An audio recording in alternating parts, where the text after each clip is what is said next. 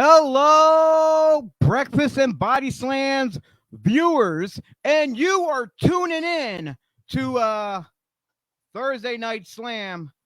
Please don't mind me while I'm looking down at my phone right now. We had to change things up a little bit with our intro. We are working on a new one only because copyright issues type situation. So we're trying to find new music and stuff to put out there. Well, I'm your host. Well, your co-host. The other one will be joining me shortly. I'm Chio Frost. I just want to give some cheap plugs right now to some of our podcast co-hosts out there. None other than everybody at the Devereaux Sports. Pat, Chucky, Joe, all them on all their shows. I don't have a list in front of me of everyone's name because it'll just take all day long just to spit them all out. Our friends over at the Tornado Tag Podcast, the guys over at the 2 Days over at the 2300 Wrestling Podcast, and we had a very special guest as me and Dennis Reaper went live. That's right, we went live at the Hamburg Fieldhouse during, well, it was post-show after the Legends of Hamburg Fan Fest. We had none other than a podcast icon on with us, none other than Chris Van Vliet. And if you don't know who he is, look him up on YouTube, go to his .com, check out his stuff. A lot of great material out there. If you're a sports fan, if you like celebrities and stuff like that, tune in. Yo, great dude. He was very professional, very, very, very, very welcoming. But you know what? I'm not going to waste anybody's time. Did I say anybody? Well, anybody's. Whatever. Doesn't matter. This is live. We can screw up as much as we want. It doesn't matter. It's freestyle. I'm going to bring my tag team partner in, the man of the hour. I believe his podcast that's going to be coming out, or it's already out. I'm not sure yet. He's going to have to tell me unless he's surprised it already. I believe it's Reap the Future. I hope I said it right. I hope I didn't butcher it. But if I did, he's going to smack me around for sure. My man, Dennis Reaper. What up there, buddy? Denny! The podcast, I appreciate the shout out. I didn't get to film anything on Saturday because of how busy we were. But you know what? We are a collaboration team. Yeah. So whatever we do here, you're more than welcome to steal it, throw it on there. And the other reason I didn't film anything is my backdrops that would have been here are still 5 states away. They were supposed to be in last Friday. They'll be here eventually, I guess. I don't, cost a lot of money to have those. You know what? I feel very, very ignorant right now. As soon as I brought you on, the man to the right of me, none other than your other right, my man T.Reyes. Thank you. For that T, I only got 2 words for Chio for not introducing you first, being right there. And it suck it. Bruh, been in the business as long as I have. Nobody knows me. Well, you see the shirt he's wearing, so you said it pretty well. I got years of experience of yelling it out when I was a kid, so. Oh, so it worked out perfectly for you then. Yeah, I for some reason I don't need my glasses to see that. My eyesight's bad, and I could read that. But gentlemen, what I'm doing right now, I'm jumping on our Facebook page right here. So everybody out there who's watching, if you see the share button, go down, share it. I'm going on right here to our messenger, to everybody that's in our group, the Breakfast and Body Slams. I just sent it to all of yous, so that way you can share it. That's exactly literally the same thing. I just banged it out to Shane Fair. I'm gonna send it to the DS team. The guys over there at Devereaux Sports. What the hell? Why not send it to the Tornado Tag Podcast guys? I did that one. Yeah, you did that one. Well, I did it too. All right, but you know what? Well, listen, let's talk real quick. How amazing was this weekend, Chio? I would love to get into that though, but it was phenomenal. We have video footage though. Eventually, I'm gonna get it and I'm gonna chop it up and we're gonna throw clips of it online as soon as I have time to do that. But I don't want to spill it all. But all we know, it was phenomenal. You had Mark Jindrak. Hey, and that's a big announcement. Do you want to announce it or should I? Well, you have the paperwork right in front of you. You might as well. Well, thankfully to our man right there, Dennis Reaper, he had Mark Jindrak at his table, and he will be on Breakfast and Body Slams Thursday Night Slam, August 26th with us live. Yeah, I can't wait. Literally, he texted me. I was talking to him today in text, and he's excited about it. He can't wait to be on here and talk to us about wrestling and back in the days with WWE stuff. So it'll be fun. All right, what I'm going to do is I'm going to bring in our other amigo, the better brother, the Saint Bernard, Mikey. Hey, what's up? That's right. The better Bernard. What's going on, brother? You're on the Prime Show. That's right. We don't set the bar. We are the bar. I sang As Made Famous by Cesaro and Sheamus. All right. Doing all right. Glad to be on the show, as always. I can tell by that big smile you are excited for tonight's show. Oh, yeah. But you know what? Without any further ado, our guest, my amigo, my compadre, the ring announcer extraordinaire who wears those white gloves. I don't mean in the doctor form. None other than Mr. Shane Fair. How do I ever top that? Hire Dave Adams. Oh, that's right. Thanks. Right under the bus, Reap. Thanks, bro. No. I knew you could top it, but the top is get Dave Adams. Just hire Dave. Literally, like you go in the ring and you have Dave Adams come out and go, "I got your light work for you, Shane." Oh, wait, look at that. We had Elliot Nico Demi say, "We want Shane. We want Shane." Definitely almost butchered that name. Whatever. I butcher everyone's name. My man, I love Elliot. That's one of my best friends in the world. So, there he is. This is another one of my best friends right there. Yeah, Shane. What was that? How you pronounce that name? You gotta have to do it. Sean Hanrahan. The goat. The goat. Damn. In so much that I like chewing on tall grass. That's about it. So, without any further ado, we had you on the show previously. That's right. We chatted a little bit. We had a couple different people on, and we mixed it up. And you gave us, not the full detail and such. Right. This is your time, Shane. You're gonna tell us how you got involved with this charity for BASKETBRAWL. You're gonna tell us what you had to do, the grind to make this thing happen. Right. You're gonna tell us about the donations, where we stand currently, which I know it's that you blew the roof off. It's up. It's up. And where we go from here. But you know what? I'm gonna let you take it away. Go ahead, brother. Thank you. Thanks a lot. Earlier this year, there was a bunch of us that were kind of affected by something that happened in wrestling. I'm not gonna get into it because I don't want to get into the negative part and everything like that. But a lot of people know what happened, and a lot of us, were very heartbroken at the time.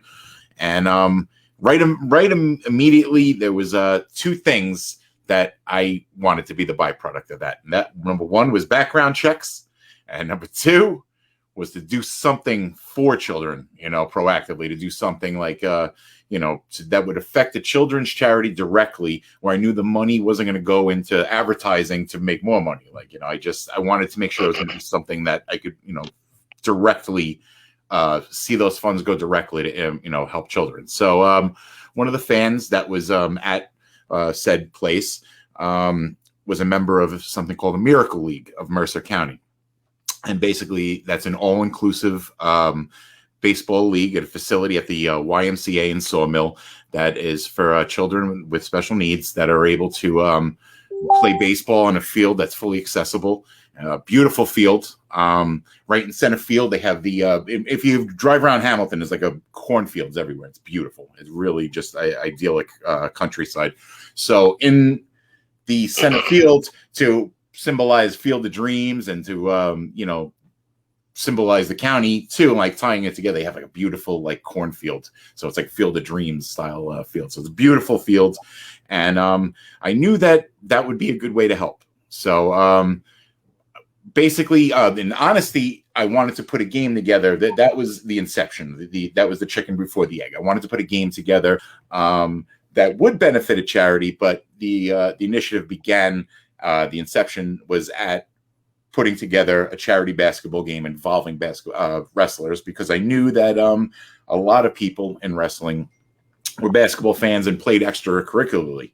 And the core of that particular group from that particular promotion were all avid basketball players. So right away, it was like, this is a no-brainer. If you assemble that core and you do it, something positive, we can all do this together. And I set a goal of $5,000 initially, and I had no respect for what that number meant, and I didn't know what really that would entail. So pretty soon, oh, look at that, that's beautiful. Anyhow, I began the fundraising effort, and immediately it was slow. There was a few people, I believe, right immediately, and contributed to the cause, but it was drips and dribs. So you do the simple equation in your head, and you see that this isn't going to work as is. We're going to have to do something to raise the stakes. So Rob Williams from the Bob Culture podcast and I came up with a way to have an auction. So right away, Kevin Nasta from Damage 365 Productions reached out. He sent me like 38 by 10. Some of them were like JSA certified, beautiful autographs. Just anybody that he's represented as his clientele. Then also we got donations from the owner of Pro Wrestling Magic, Anthony Iovino. Received a fan by the name of Anthony Fazio. A lot of us know. I was at an event at IWA. The gentleman comes up with a box, and he hands me the box. I said, "What's this, Anthony?" And he goes, "This is for your auction." And like I almost broke down. I was like, I can't believe, and I opened the box. I was moved before I opened the box, and I opened the box. It was an autographed Samoa Joe figure, and like that. It's strange because it's like an emotional process, and it's like a lot of peaks and valleys. And it seems like whenever there's like a low dip these last few months, there's somebody just message you. I'll get a message from Hitman for Hire Graham, or Anthony Fazio will do something like that, or Meadowlands Monster will just hit you with a message, or there's just so much encouragement along the way. So the auction, I was extremely moved by right away because of the amount of things that we received. We were able to raise over $800. Even Dominic De Niro, who's a heel, he'd kill me for saying this, but he donated the Blue Winged Eagle championship belt, which we later got over $200 for. So if I could write a book on the levels of participation of everybody involved, it's just incredible. I might be a conduit for putting this together, but it's, my contribution, of course, is making the event and putting the event together. But the contribution has been from everyone, and yourself included, Chio, Yeah, it's just been amazing. Every time I see you posting stuff out, and just like what you said about, it's kind of funny, you've seen these guys and characters and their gimmicks and stuff, right, and they're here donating from their heart and love, and even fans like Fazio, I see him everywhere. He was actually at the at Saturday at the Fan Fest. Oh, cool. I love him a lot in the Philly, Jersey area as well. He's all over the place. So that's one guy who I can say he's like one of the nicest guys that I ever meet. Always wants to take pictures with everyone. Always friendly, and he's there always supporting the talent.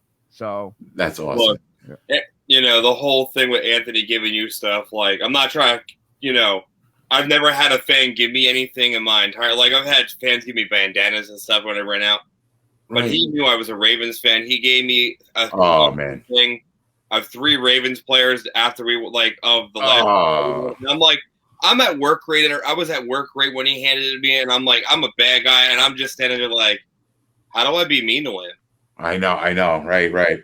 It's I moving. Like, I'm gonna kick your butt for trying to get me to cry here, but it was like, dude, I just straight up no care, hug you.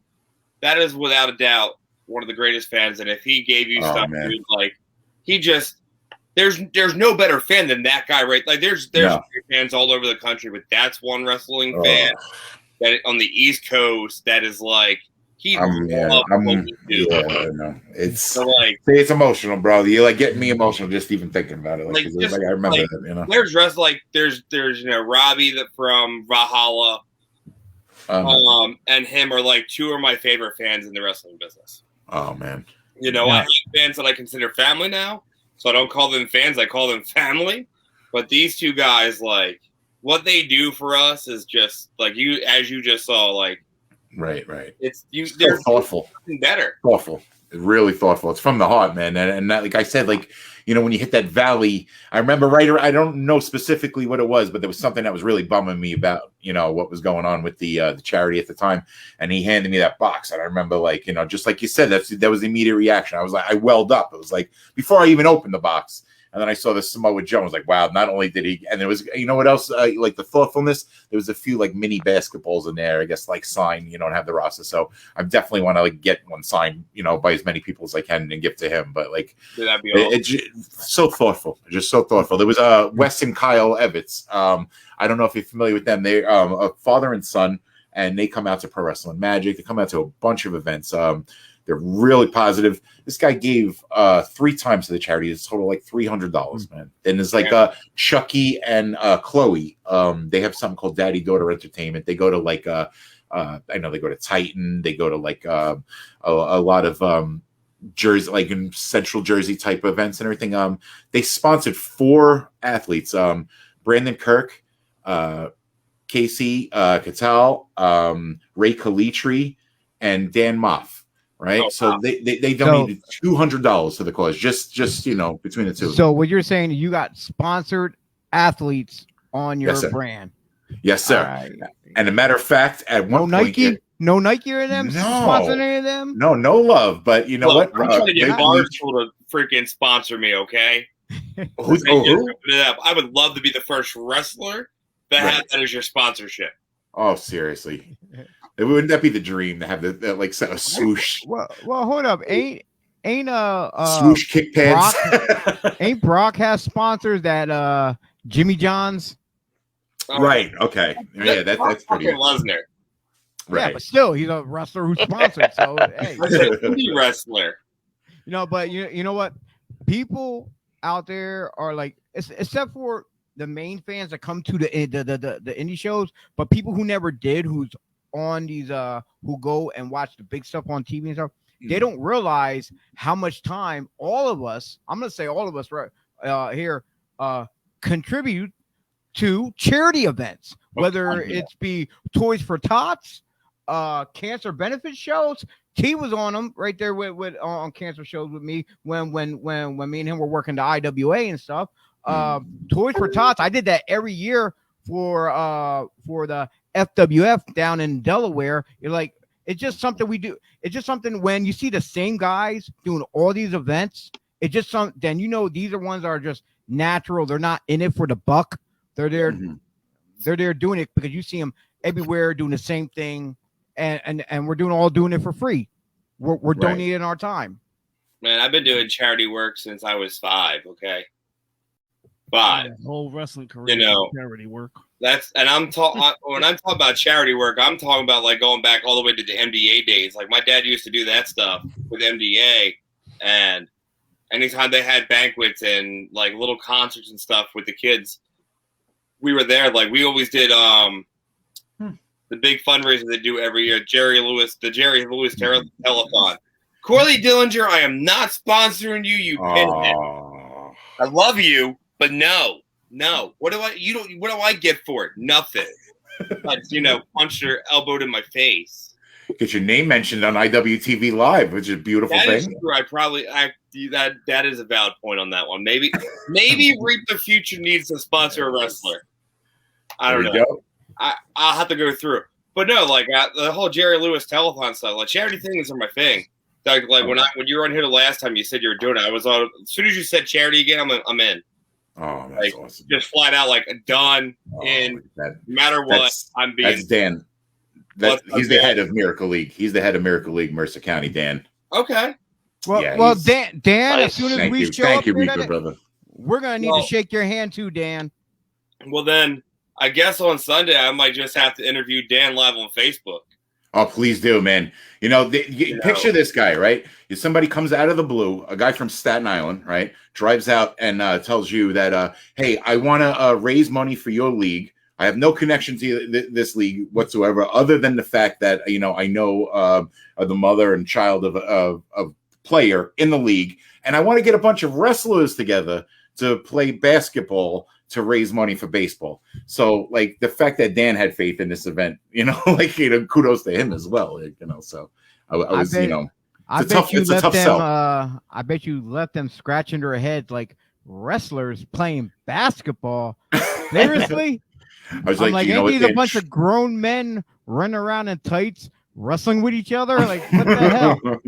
And then verbatim, I remember he asked, like, what can I do, to help? And he's been a great help all along, but I was like, just show up August 1st and get the giant check. I was like, we'll get there, And then I didn't think we'd get there, honestly. Like, parts of like May, like June. Like, I remember there was at least a week went by that not $1 was added to the GoFundMe. And then I remember there was a post that I made, and I got something like 40 shares, which is like the most I've ever had on like a post. And I remember nothing moved in a week. And I said to myself, out of those 40 shares, if at least each one of those person who shared just put in $1, I'd be like, a little bit more positive about it. But, it made me think that there was no momentum behind this. And sadly, like the way that you get momentum behind it is when people actually see that the total is up, and they see that, that it's credible, that it's going to happen, that, gives it provenance, that, it's occurring basically. Yeah. And this guy right here, Pyro Pulse and Iceberg Joe, the Elements, great tech. They're from Staten Island also. We filmed over 5 videos together that we really worked hard on. So we made a 6th one that was to explain a drum slot auction. Now, Pyro Pulse was nice enough to donate a Pearl drum kit, and we had a slot auction, 20 slots at $20. And just because of his donation, we raised $400 just for the charity, just for what he did with his drum kit. He personally delivered it to the winner, Sal Botts, who we drew at random the other night. And after the 20 slots were full, and he went and delivered it the other night to him. So shout out to the Elements. That's right, a Pearl drum kit. And Sal got 2 entries. So I played drums. I would have, if I would have known there was that, I probably would have put money in. No, that's cool, man. And it all went, a direct 100% tax deductible donation to the GoFundMe, which directly deposits to the Miracle League of Mercer County. A little scummy though. I found this out at the back end, Dennis. Like you go to do the payout and you see the total that GoFundMe takes. Yeah, dude, it's so disgusting. Isn't it? It is. It's funny. And supposedly it's less because it's a registered charity. But if you raised for like your sick friend or something, they take like a major chunk. But they still I remember it was in excess of like maybe $100-200 or something. And I was thinking to myself, wow, I remember what I did to raise $200. Now it's like that's going to be a fee. But the benefit of that was the transparency of having an account that everybody can easily access and donate to. That it was direct and they can get it 100% tax deductible and such like that, with the security of knowing it was being directly deposited to the Miracle League. So that was the benefit of doing that. So you know what? If that's the tax they take, it sucks. But I'm glad that we did it this way. Is that GoFundMe still happening? Is it still yes, sir. open? I'll give you a current update because Ray Calitri, right? Let me talk about him for just 1 second. I'm sorry to keep divulging here, but no, it's all right. What he's on the heels right? He was sponsored by Daddy Daughter Entertainment. So his wife, wifey, or his girlfriend wanted to sponsor him, right? So he went on and he got a second sponsor. So then it became, well, I got a sponsor. I got my first sponsor, the Kincaid Files podcast. So I was like, all right, so you know what? I challenge you to a sponsor off. So one by one, we both got sponsors back and forth. And if I lost, I had to sing his theme, his entrance theme for the, and the last thing I wanted to do was get clowned at my own event that I worked so hard on. So I really went out and I hit the bricks. And the bagel store up the block that I love, Classic Bagels up on Richmond Road, I went out and got him as a sponsor. One of my best buddies for the neighborhood, Tommy Smith, he's a realtor here on Staten Island. He sponsored me. My friend Scotch and Pinot Vending here on Staten Island, they sponsored me. So little by little, and catching up with Caden out of the Rochester Free FM 106.3 up in Rochester. He sponsored me. So I wound up getting 6 sponsors in total. Ray Calitri got 6 sponsors and we tied. So just in that little effort, that little playful competition, we raised $600. You know what I mean? So just in that one little back and forth instance, that was $600 for the Miracle League. So, reinventing the ways to raise money, became a necessity. It was sink or swim a lot of points, so the auction and doing the back and forth sponsorship, the platinum sponsorship, the player sponsorship, it all culminated. And, I'll tell you what the total right now is on GoFundMe, because I know that's how I got off on that tangent, because Ray Calitri actually got another person. We have a win a day with Ray Calitri contest going on right now. Well, there's only I seen that there. And for ticket sales are still open too, right? Yes, sir, on Eventbrite. Okay. But this Ray Calitri, he picks you up in the Maserati and takes you out for a high-class lunch and then takes you to the event. So, I mean, pretty crazy.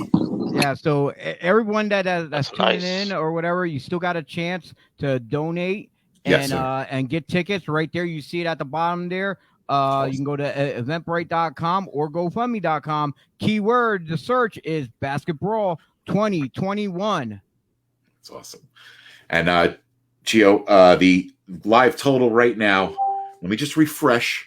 I don't know if Ray Calitri put another one in there, man, because he's a sponsorship machine like he promised he would be.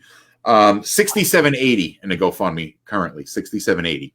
So, thanks to everyone's efforts for that, So you went through a long and tiresome draft process to get your teams together.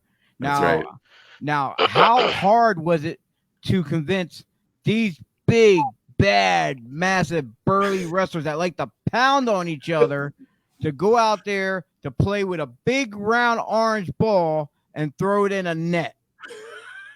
You know what? They have such a competitive nature that's embedded in their DNA, and the fact that they're getting an opportunity to exhibit it in another forum where it's like athleticism, but with no cheap shots, no a set rule book as it were, and a formatted game. It really, I think, is enticed a lot of people into this game because they want to display their athletic acumen for sure. Now, I was going to ask you, what does the roster look like? But I told you before we came on the air, I told you wait around to the end. But you know what? I'm too anxious. I don't want to wait to the end. So if I missed anybody, so that this is just giving you a hint. If I miss anybody here, you fill me in on who on the roster that we missed. So everyone, stand by. I hope this works out. I just did this like maybe an hour before we got on the air. I just uploaded it. So sit back, relax, and okay, let's see if this works. Oh man.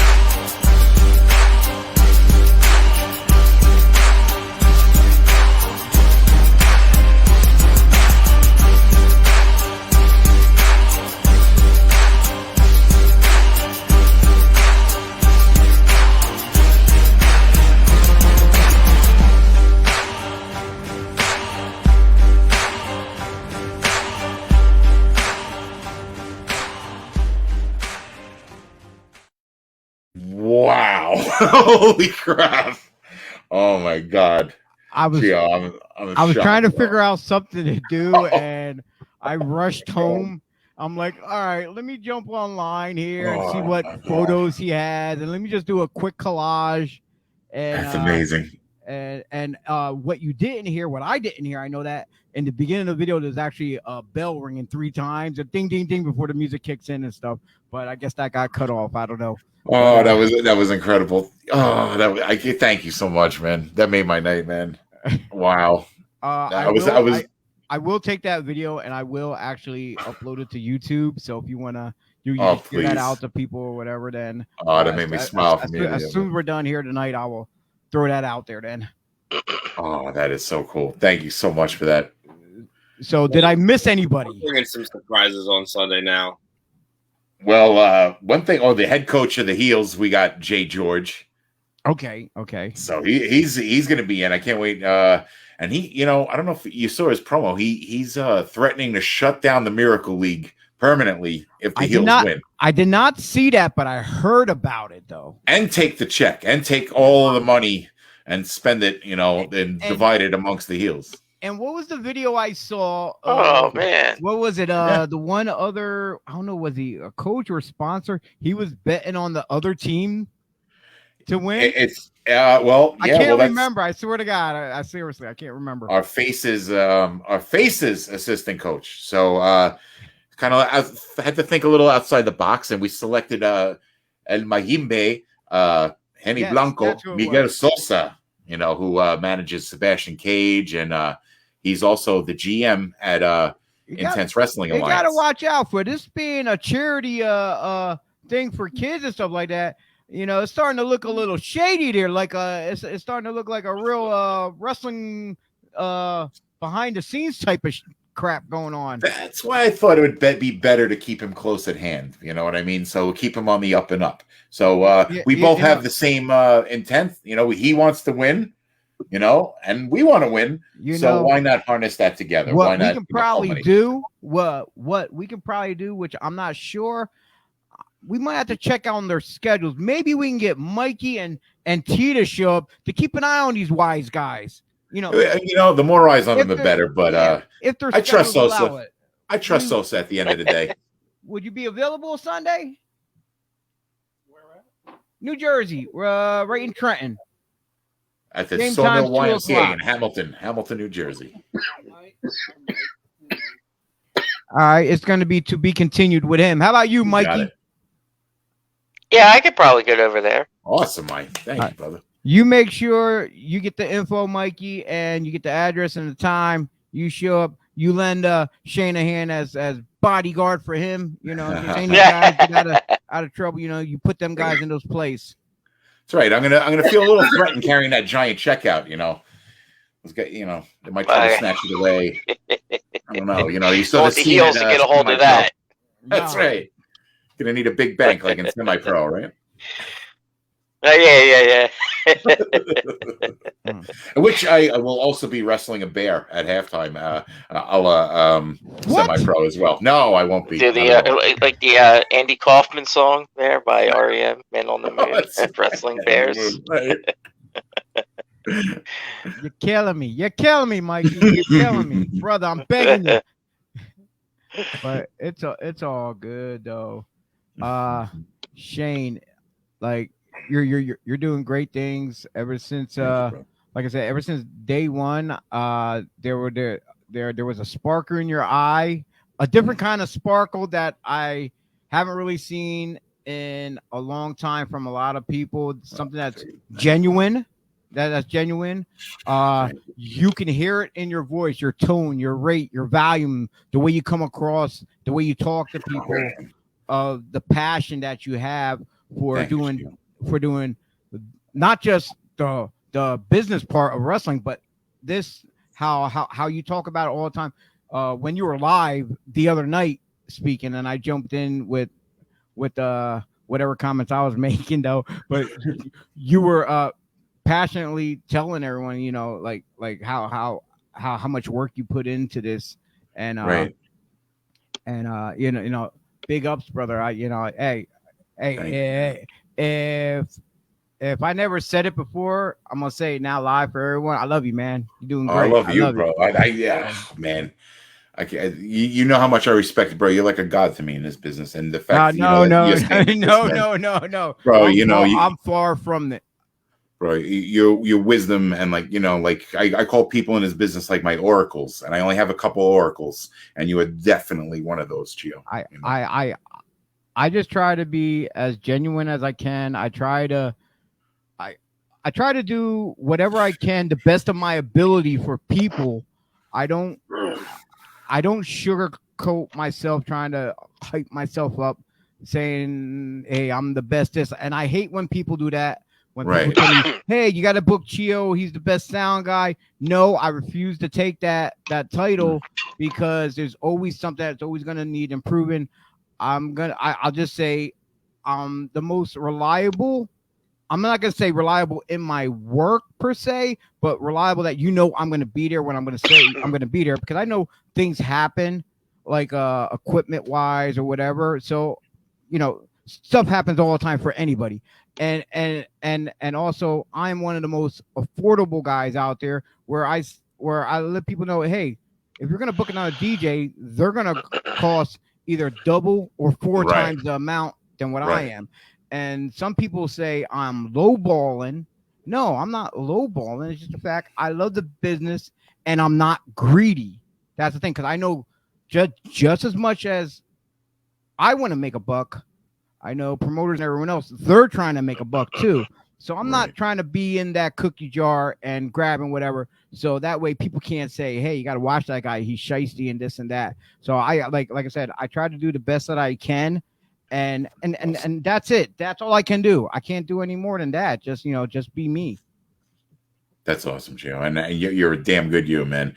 And just to there was one moment that I won't forget at Pro Wrestling Magic where you and I had no communication beforehand that I was going to talk about basketball, and I was just freestyle. Once the cameras went off, they gave me the sign GoPro, and then I started to talk about basketball. And within 2 seconds of me speaking of it, all of a sudden Curtis Blow's basketball comes on, and I know you're back behind the curtain. Instead of rolling up the cables like most people would be after the show, you're still attentive, and you're they always say the extra mile is never crowded, and you are that embodiment of extra mile, where it's you're always going to do more than the sound guy. And it's you're an audio engineer. Let's be serious. Sound guy is a belittling term. At your point and your craftsmanship, you are an audio engineer. I like using the term sound technician. I like that. Ooh, that's okay. That trumps that. I think. And my man Dennis there, all the work he does and puts in, and as much as he helps people out, man, there's not enough love that goes his way. People sometimes forget to give him a shout out, and he deserves it so much with all the things and help he does for different charities. And matter of fact, Dennis has his own charity that he's gonna be you're gonna be riding the bike for. Dennis, spit it out. Yeah, so let me get this earpiece out real quick. I don't know why I still have my earpiece in. So from now all the way to the end of September, I'm raising money for childhood cancer. It's called the Great Cycle Challenge. Chio, I did message you on Facebook the link. I forgot to send it to you earlier. So there's a website. It's called greatcyclechallenge.com/. On there, you can go to riders, type in my name. You can donate. My goal was $2,500 by the end of September. But for the whole month of September, the whole 30 or 31 days, I have to ride 600 miles. So pretty much every day that I have off, every Monday that I have off, I'm riding 100 miles from Pottstown to River Casino and back. And then I'm going to do I can do stationary bikes like at the gym as well, but I do it all on man, I should not have eaten that food. I had I had beans and rice and with kibasi. I love it, but so I did this last year and ended up messing up my shoulder on the very last day of the bike's tires went out from underneath me the very last day and tore my shoulder up. But now I'm back doing it again. Last year I hit my mile goal and my donation goal. But but I only had it at a certain amount because I didn't know it started so soon. So now that I knew they kicked it off now, I've already raised, what was it? I've raised $181 out of the $2,500. But basically, I'll read you like the story to it real quick. So, it's the reason I'm doing is because right now cancer is the biggest killer of children from the disease in the United States. Over 15,000 children are diagnosed every year, and sadly, 38 kids die every week due to cancer. Kids should be living life, not fighting for it. So I'm raising funds through my challenge to help these kids and support Children's Cancer Research Fund to allow them to continue to work to develop their cure. And I actually had someone on my Facebook, his son literally just passed away from cancer. So this whole thing took a whole different world to me. Because the dude's on my Facebook, his kid was going through chemo, was doing real good. And then, I want to say the week before the Legends of Hamburg, they said they were having hospice. So, and then like the day or two before Legends of Hamburg is when they posted, unfortunately, he passed away. Kid wasn't even 14, I don't think. And I know what it's like to lose a child, physically, and it's the worst thing in the world. So if there's a way to raise money for kids to somehow break this curse, I want to. So, there's the link right there. Thank you, Chio. You click on that link, it'll take you right to the page. Any amount counts. And especially Anthony from Saturday, he bought a photo for $20. $10 out of that $20 is going right to that fund that I got to put in. So basically 600 miles is going to get ridden in September. Like, I don't care if I'm going to have a broken bone, I'm going to do it. I'll make $2,500 goal happen as well. Like, Chio's known me long enough. Like, when I'm committed, I'm committed. There's no stopping me. Like, when I say I fell off with a bicycle the last day of the bike ride, I literally fell off within a half hour of it, and still rode for another 3 hours. Went to watch my daughter race her race. After I finished the 300 miles, I said, held the bike above my head at the art museum, which I could barely feel my arm, and rode all the way home, watched my daughter race, then went to the hospital. 7 hours later. Like, I don't care how much pain I'm in, I'm going to do it. So yeah, like, let's, like I said, I do charity. I love charity stuff. Like, charity thing has always been in my blood. So, and like I was saying, I said I'm going to bring some presents down on Sunday. I just realized I have some Miami Heat stuff at my house, like warm-up gear that I had accidentally mailed to me by, the sports network companies, and they didn't want it back, so I kept it. I think there's shorts and like warm-up shirts, and I think I have 3 or 4 sets of that. So I have raffle tickets. I didn't get to use the raffle on Saturday. So would it be okay if I set up a small little table and do a raffle, and whatever we make is going right to the charity? Hell yeah, and part of what I did, I ordered like 1 or 2 extra tables, so that works out beautifully. That's what an awesome gesture. Thank you, brother.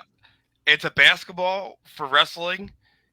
What other better way than to bring some Miami Heat gear in? Right. And you know what? I'll add to it too. Like I have some stuff, that we didn't sell in the original auction and everything like that. I'll add some stuff to that as well, and we'll sweeten the pot. Anybody out there, let's put it out there. Anybody else that's going to be there, Reaper's going to have a table, man. Let's fill it, and then we'll have an auction on the spot, and we'll add that, whatever the total is.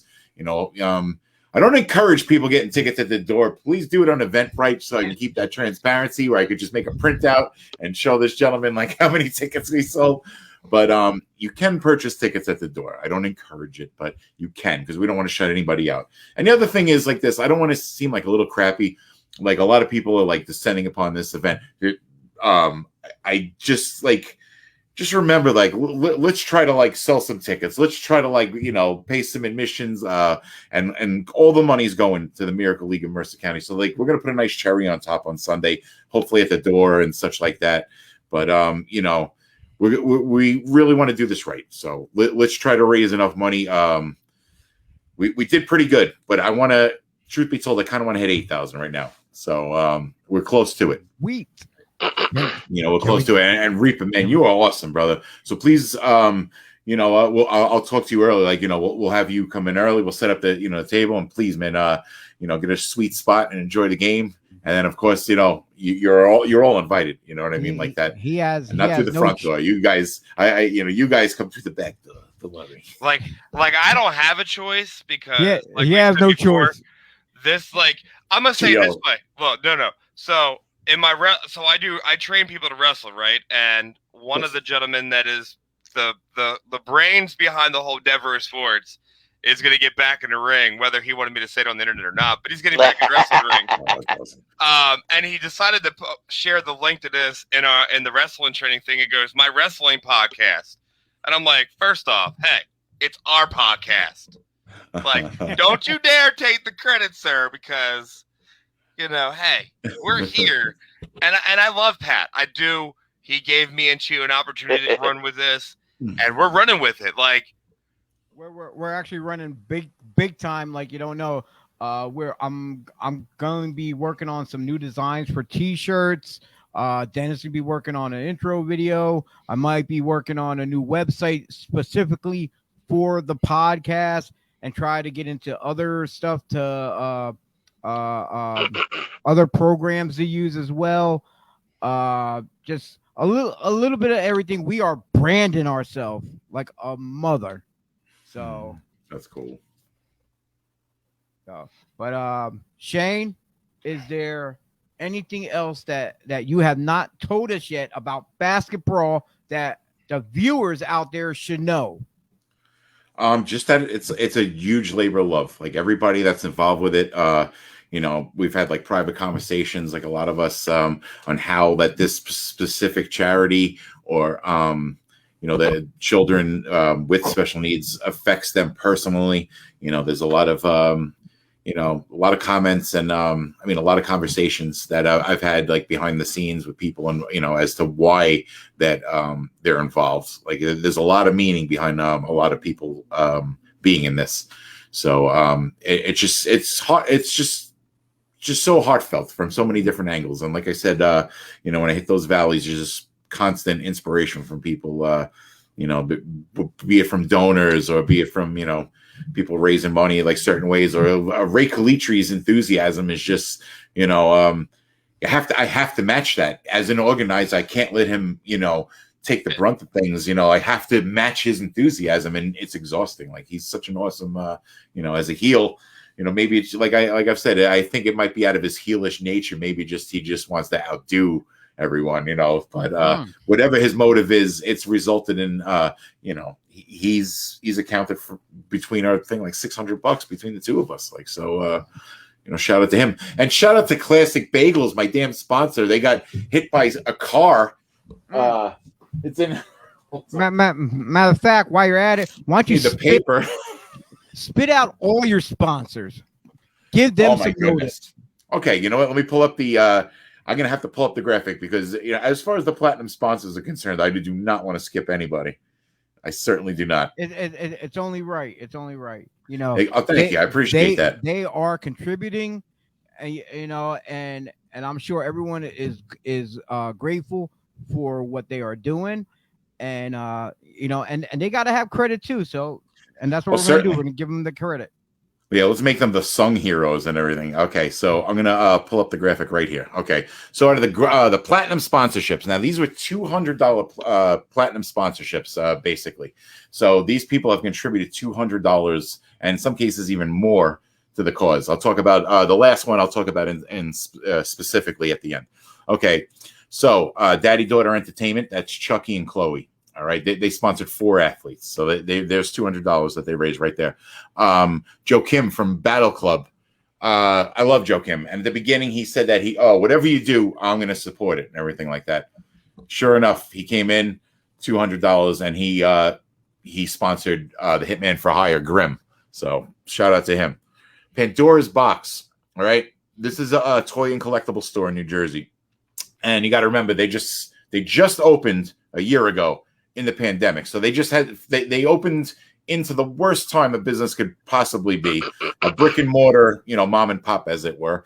And they're still giving back to the community. $200. They sponsored Oso Blanco, the Meadowlands Monster, Bruno. So they sponsored. Pete Rosado at We Are Wrestling, right? They haven't even run their first event yet. So he has all these expenses, all these things that he has to incur. He gives a platinum sponsorship.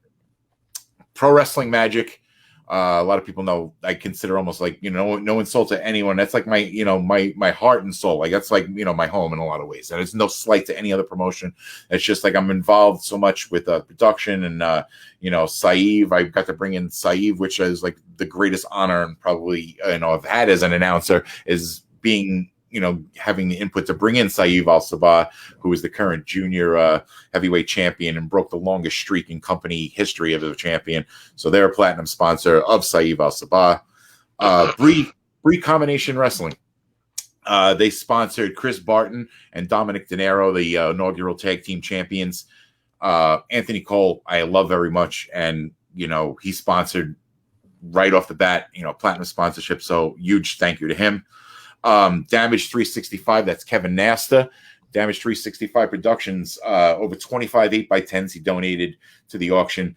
He's what I love, Nasta's one of those guys that, like, if you have his respect, like, he's a ball breaker, and if you have his respect, it's like a feather in your cap, so I'm so happy that he sponsored it. Go Pro Wrestling, they gave me a reduced production cost on the event to cover the live draft, to cover the live event, $500, which was, Chio, you're in the business. That's a ridiculously low sum as it was. But right back. Going off what you're saying, but we're going off you're saying, though. Sure. It's funny, though.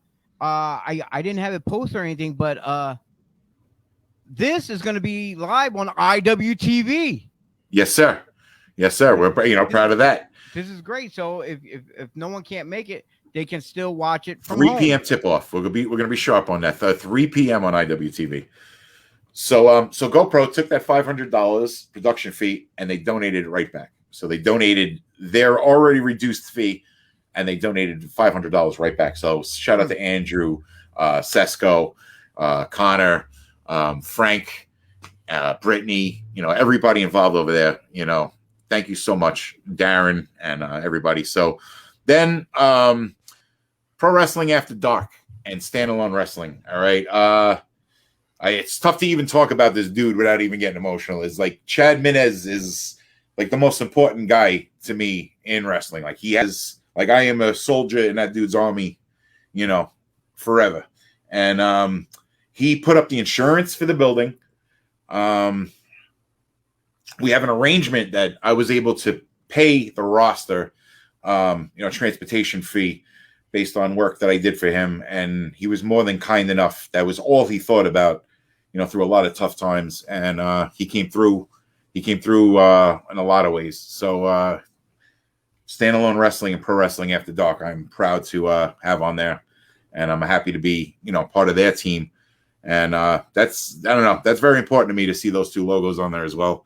But Pinky, the air hockey bully, this kid, Mikey Atlantic, this guy, another fan, much like Fazio, Dennis, like almost like a New York-based fan. This kid loves the trains. He takes the train. I don't know how he does it, but he'll go from New York to the middle of PA, Monster Factory, all these places.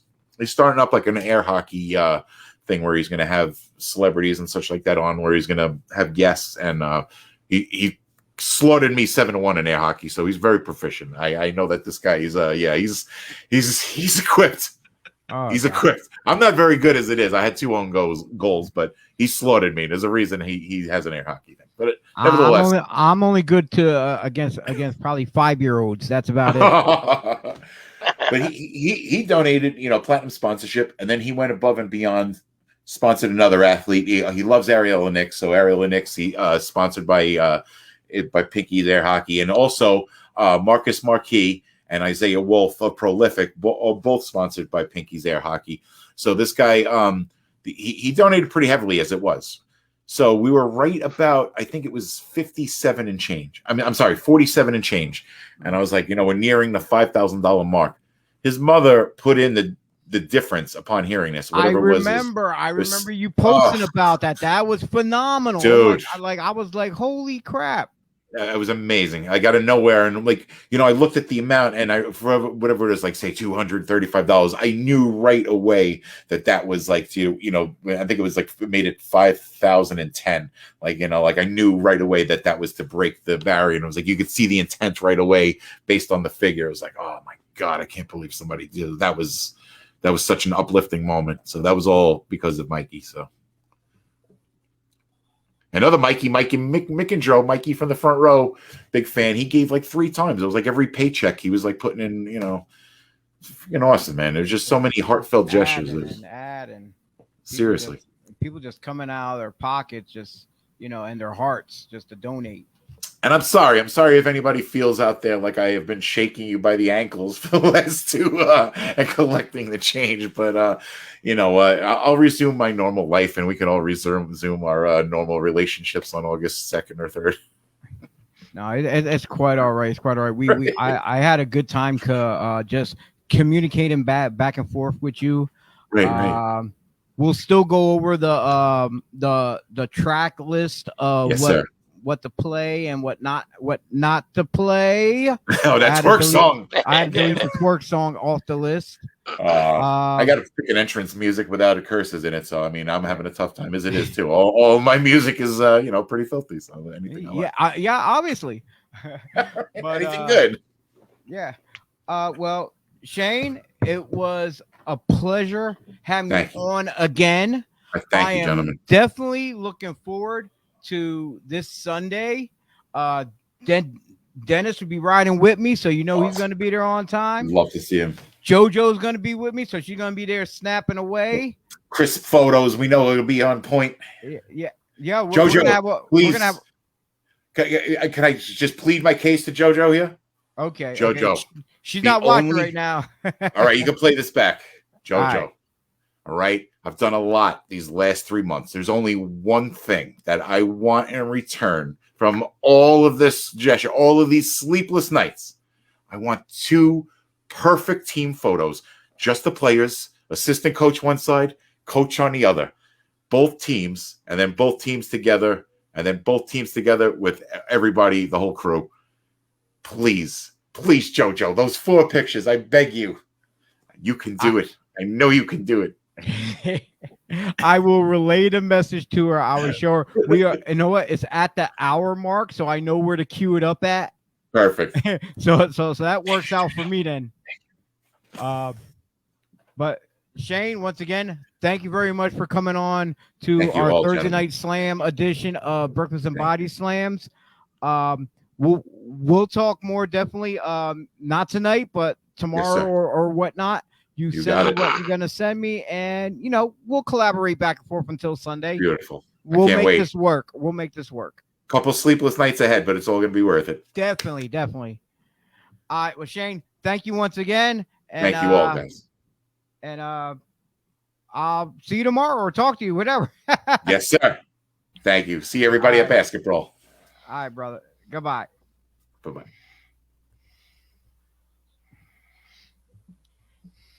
Gentlemen, now you think me? I use that term very, very loosely. Now that we got down to the nitty-gritty of BASKETBRAWL going on Sunday, August 1st in Trenton, New Jersey. He said, well, on my list, it says game time 2 p.m., but he said 3 p.m. they're going live on IWTV. Shane Fair, he's in the green room. He's in the green room right now. So I don't know if he wants to stick around and hear the rest of our show or what, but he's just lounging back. I can see him swinging away. No one else out there can see it. If he wants to come back in, just give the thumbs up. I'll pull you back in the room because we're going to be touching on other topics. Right now, let's get into what a lot of people are talking about. Nick Gage. No, hold up. Let me say it again. Nick fucking Gage. There, I think I said it right. There you go, right. Jim. And I have not yet seen his Dark Side of the Ring documentary that was on him. However, I did get to see the one-on-one conversation that he did with Chris Van Vliet. And it was like an hour and a half podcast, and it was awesome. Because he got, honestly, I'm going to say this. Like, I was never a big deathmatch fan guy at all. Originally, I can't even say I was a Nick Gage fan because of the deathmatch stuff, so I never really watched his stuff. But after listening to this podcast that he was on, I'm still on the fence about the deathmatch. But Nick Gage as a person, as a human being, I can get behind. I can get behind him. From what Dennis, you watched The Dark Side of the Ring, right? I have not watched that one yet. Okay. Have you seen the Chris Van Vliet interview he did with him? No. All right. Well, I didn't even know he did one with him. Yeah, I like it. It was great. But yeah, I'll just give a rundown of some of the stuff that what I was listening to. Grew up as a kid, just like everyone else, while watching wrestling. His brother Chris, aka Justice Payne, them two, they did the backyard wrestling, trampoline. They had the barbed wire and stuff going on because they liked the ECW at the time because it was different. Yeah. It was different. They found a Philly station and it was like late night, like what the hell is this? And then they started doing it themselves.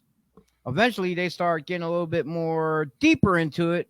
I guess when he said he first saw the Cactus Jack Mick Foley death match over in Japan. So eventually, word got around about them, wrestling and stuff because they were exchanging tapes and this and that.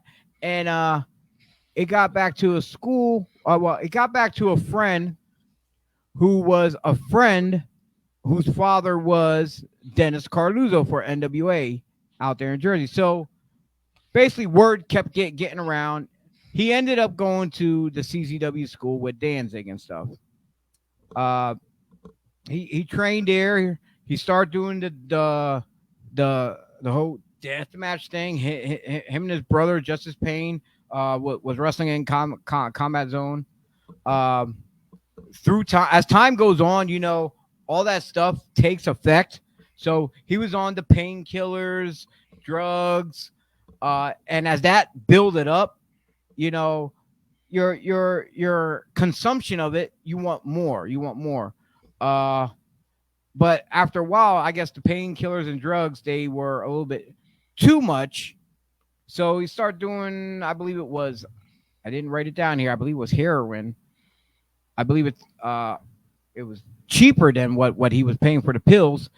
So, but he ended up becoming homeless, and through all that that's when the bank robbery stuff happened. And everybody who been online, seen the pictures, Moxley and people laughed about it, in the Dark Side of the Ring from what I hear, because Gage talked about it. He said, hey, this guy wears his bandana around his face all the time when he comes to events, but just so happens he goes into a bank to rob the place and he doesn't have it on his face. He has it, but not covering his face. So one thing leads to another. He hits like AC or whatever with his girlfriend. He just wants to blow the money. He turns himself in. And while he's in court and stuff, his district attorney is a slouch where like he's not coming off like he's trying to defend him properly. And he was looking for the discovery papers. He's like, oh yeah, when I get it. And he looks down and he sees the stuff sitting right there on the desk. And this guy's just trying to take a plea deal and this and that. It was just straight up ridiculous. Then he gets locked up, goes to prison, which then he ends up learning how to work out. At one point, honestly, like I said, I can go into the whole spiel of this interview, but I'm trying to hit the keynote parts. It's better if anyone who's watching would sit down, put on Chris Van Vliet on YouTube, and watch the Nick Gage, the whole thing, and you'll hear more details, the more gory stuff of some of the stuff he had to go through. But yeah, then he got out. Thanks, the fans supported him, sent him letters, money for his commissary. Brett Lauderdale supported him, brought him into GCW. They talked about the whole thing. There's video footage online where he practically almost killed David Arquette by accident. It wasn't intentional. It was all from what I hear, it's all Arquette's fault. And he mentions that he is a little religious. He is a ally to the LGBT community out there, and basically in all around, he's a good fucking dude. He's a good, sincerely, out of all the deathmatch stuff. Beyond that, I truly am right now at Nick Gage, the person. Like, I can get behind because there was times in life where I fucked up myself. Honestly, I'm be straight up, yo. For people out there who don't know the story, I was 18. I went back to Philly. I was living in a place where if we didn't pay the rent, I was staying with some homies. We were gonna get kicked out, this and that. So what I do? I ended up selling crack. Yeah, I was a crack dealer on the corner. That's right there in North Philly by Front and Somerset. I ended up getting picked up. I didn't snitch. Never, ever. I took the hit, took the bid.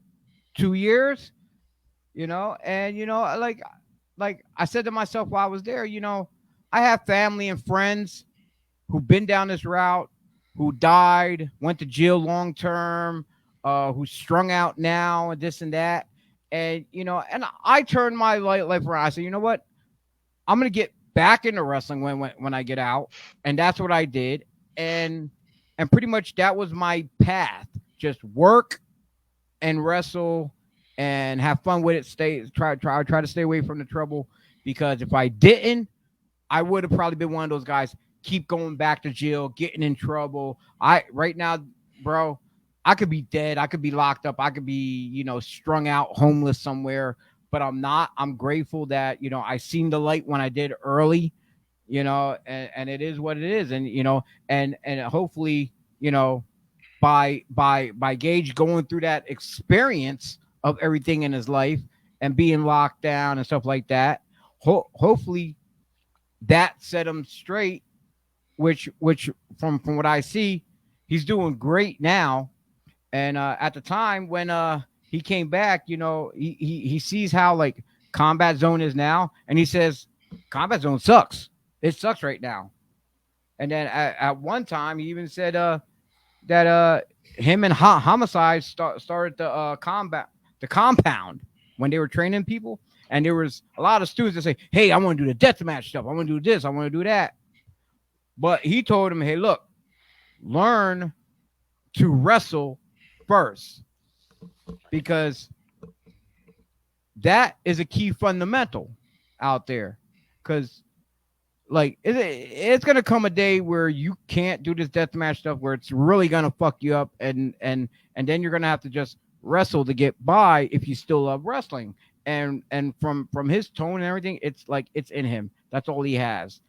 Him, his wife, and a kitten. Apparently they found a kitten and they kept that thing. But and he just went on and telling people out there, people go through shit, especially like with mental issues, mental help, and he's out and he's encouraging people to get help and stuff. But besides that whole interview, which like I said, I just quickly wrote down some notes. The main thing about Nick Gage, what we want to talk about, is this going to be the gateway with him and Jericho match? Is this going to be the gateway for death matches to come into the mainstream now? What do you think, Dennis? Is it? Look, I have no issue with death matches. I actually have been watching them a little bit and been enjoying them a little bit more. I think Nick Gage coming on to a top tier wrestling promotion that's on national television is going to benefit the deathmatch community 100%. And here's why. This is the only reason why I think it. It's Nick fucking Gage, okay? It's nobody else. Nick Gage is one of the biggest deathmatch names in the business right now because, like you said, of where he's been and what he's been able to overcome and accomplish since he got out of jail. Like, he went to jail and everybody was like, oh, well, it's Nick Gage. Now, how would you compare the death matches of now of when Cactus Jack and Terry Funk were doing it in Japan? And meanwhile, you can have this conversation with T and Mike, because I'm going to step away from the table right now, and I'll be back. You know, I think that's they're.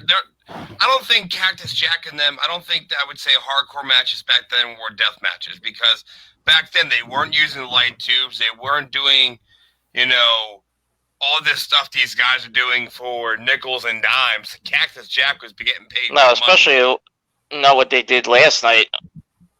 No way.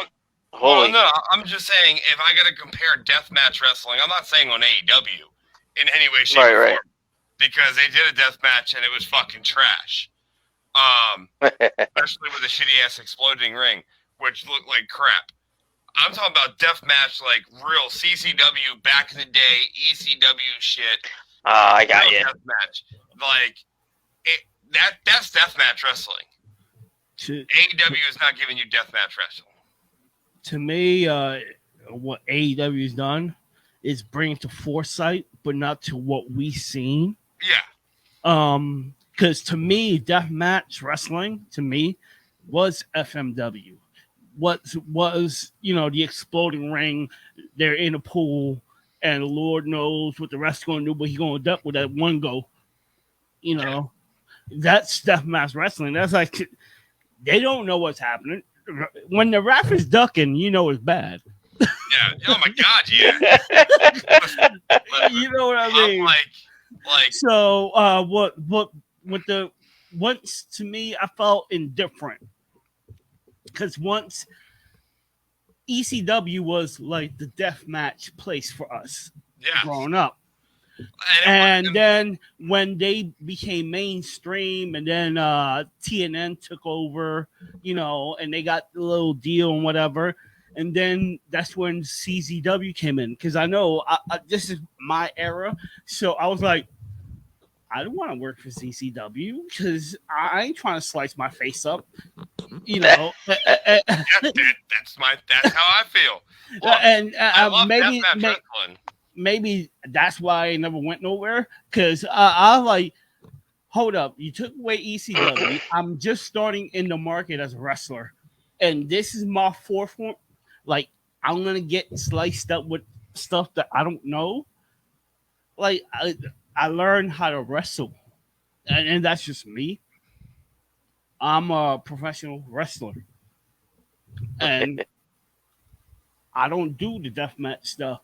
Not to say that it's not bad, because sometimes hardcore matches are needed, Right. Especially when you have that feud that just goes and goes, and then you get to the whole bloody 60 minutes Broadway that they just like killing each other.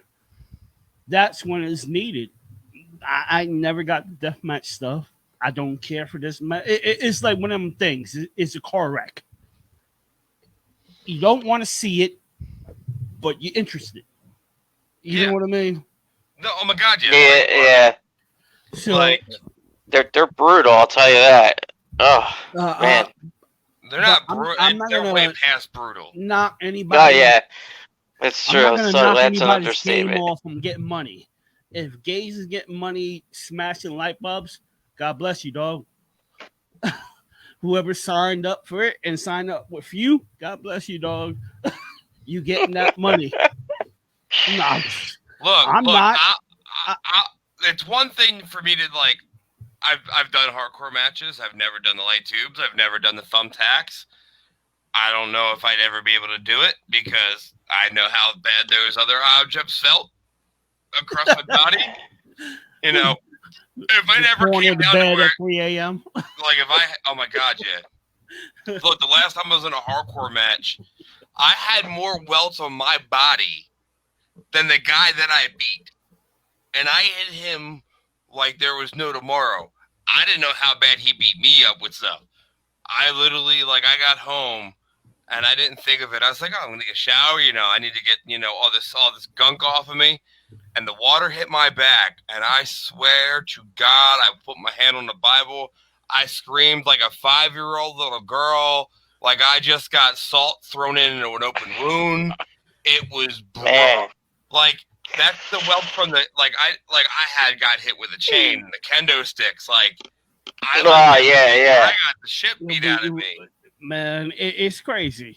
Now, well, all in all, yesterday's AEW show was awesome. I don't care what, the way it started out, and then that pose with Hangman and Dark Order, they're doing their thing, and it looked like Hangman's doing the Dark Order pose, but he's doing the shoot 'em up, and it's like, wow, this is just awesome. Listen, like, that's great. It's a great story they have with this. Like, never in a million years that I think they'd be able to, like, I'll say this, and I'll say this on the record, I was never a fan of Hangman Adam Page.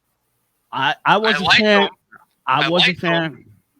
It's just he didn't have the itch, the niche. Yeah, and that's what they're finding right now. They know that he's an outlaw. He's basically, if you unravel all the filters to it, a Steve Austin type of character, because he drinks, he bros dolo, he don't give a fuck what anybody cares about.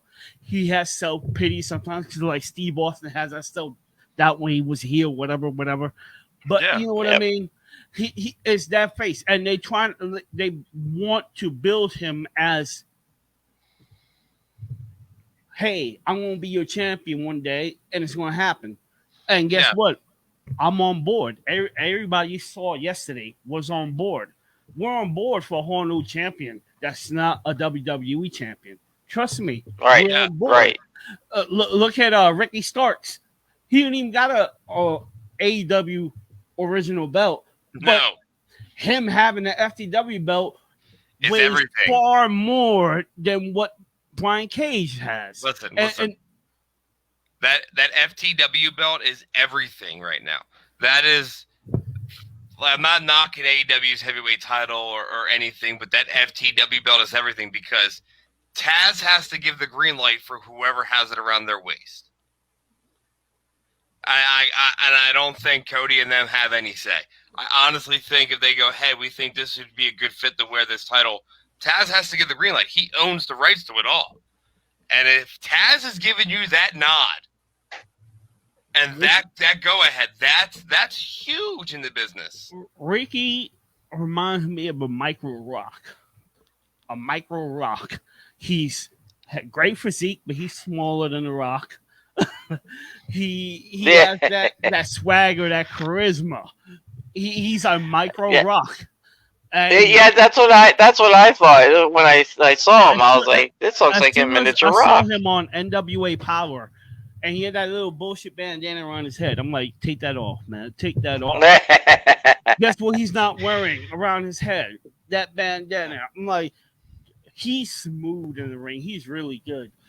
And he puts people over. I'm like, I was a fan of Ricky since day one.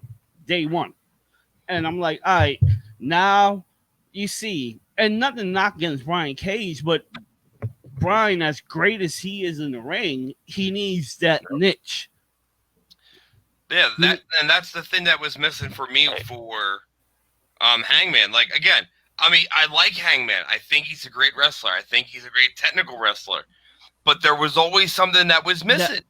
It was driving me nuts. And now he's in AEW. And you have all these guys, and I don't care if everybody hates AEW. They call it the next WCW. They have all these guys that have made it to the Titan, to the big company that are helping him break out that shell. And we're seeing it. We're seeing what we've been missing. And the fact that they've been doing this since day one and no one caught on to it until they started showing it is mind-boggling that no one knew that. But now we're here, and when now 2 years deep into AEW, Hangman is a bona fide superstar. Like every time, cowboy shit. Like that's not. That's, he said one word on the BT show, and it caught on like wildflower. Hangman is a bona fide star. He's going to be the guy who dethrones the next guy. Has to. Unless they come up with another championship for the new guys that been to that platform. You know, you can't knock Hangman out. If you knock him out, then I don't care if you're Punk, Brian, whatever. So, dude, you're here to put people over, and Hangman needs that right now. So when I left, we were talking about Nick Gage, and I come back, we're talking about Hangman now. Well, we're in the AEW stuff because of the whole Nick Gage stuff. We didn't know how long the juice was going to drop, so we want to make sure that you was okay. Hey, it is what it is. It happens. And and he just mentioned before I started talking, he mentioned about Punk and Bryan Danielson, and which I guess that can lead right into our good buddy. Yeah, I was going to say because. Well, what we know, but we don't know how many of the fans out there know about it. I'm sure there's fans that have heard about it, but we know that Mikey, and before you get started, we have a crybaby in our room that I just noticed. Oh boy. Pat.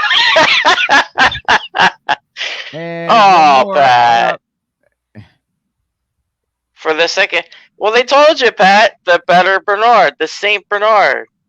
Yeah, it happens, you know. Yeah.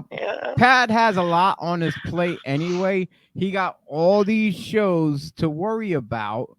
This could be one less. This be one less show for him to worry about. He can sit back, enjoy, and give his feedback on how the show went. You know, and so, but we kept it in the family. We just have a different Bernard on the show. That's all. Yeah, Pat, it's nothing personal. If you look at the totem pole here, Pat, you're at the top of it because you have to make sure all the shows run, and everything like that. So we had to go with Mikey. No show is bad without having a Mikey. Like it just is, Mikey likes it. That is absolutely. I like it. Like it's bad enough to I love you, bro, but I'm gonna have to see you at the wrestling school and have to teach. You're gonna be one of the trainees and students at the school now. Well, it's the thing is this though. If Pat is on every damn show on Devereaux Sports, it's like he's whoring himself out everywhere that people are gonna see his face all the time. No, they don't want to see your face all the time. They want to see a variety of different faces. So now, you just took the words out of my mouth. So variety. Now, on this show here, Breakfast of Body Slams, Thursday Night Slam, whatever you want to call it, whether it's in-house, the home cast version, or in studio, me, Dennis, Mikey, and T.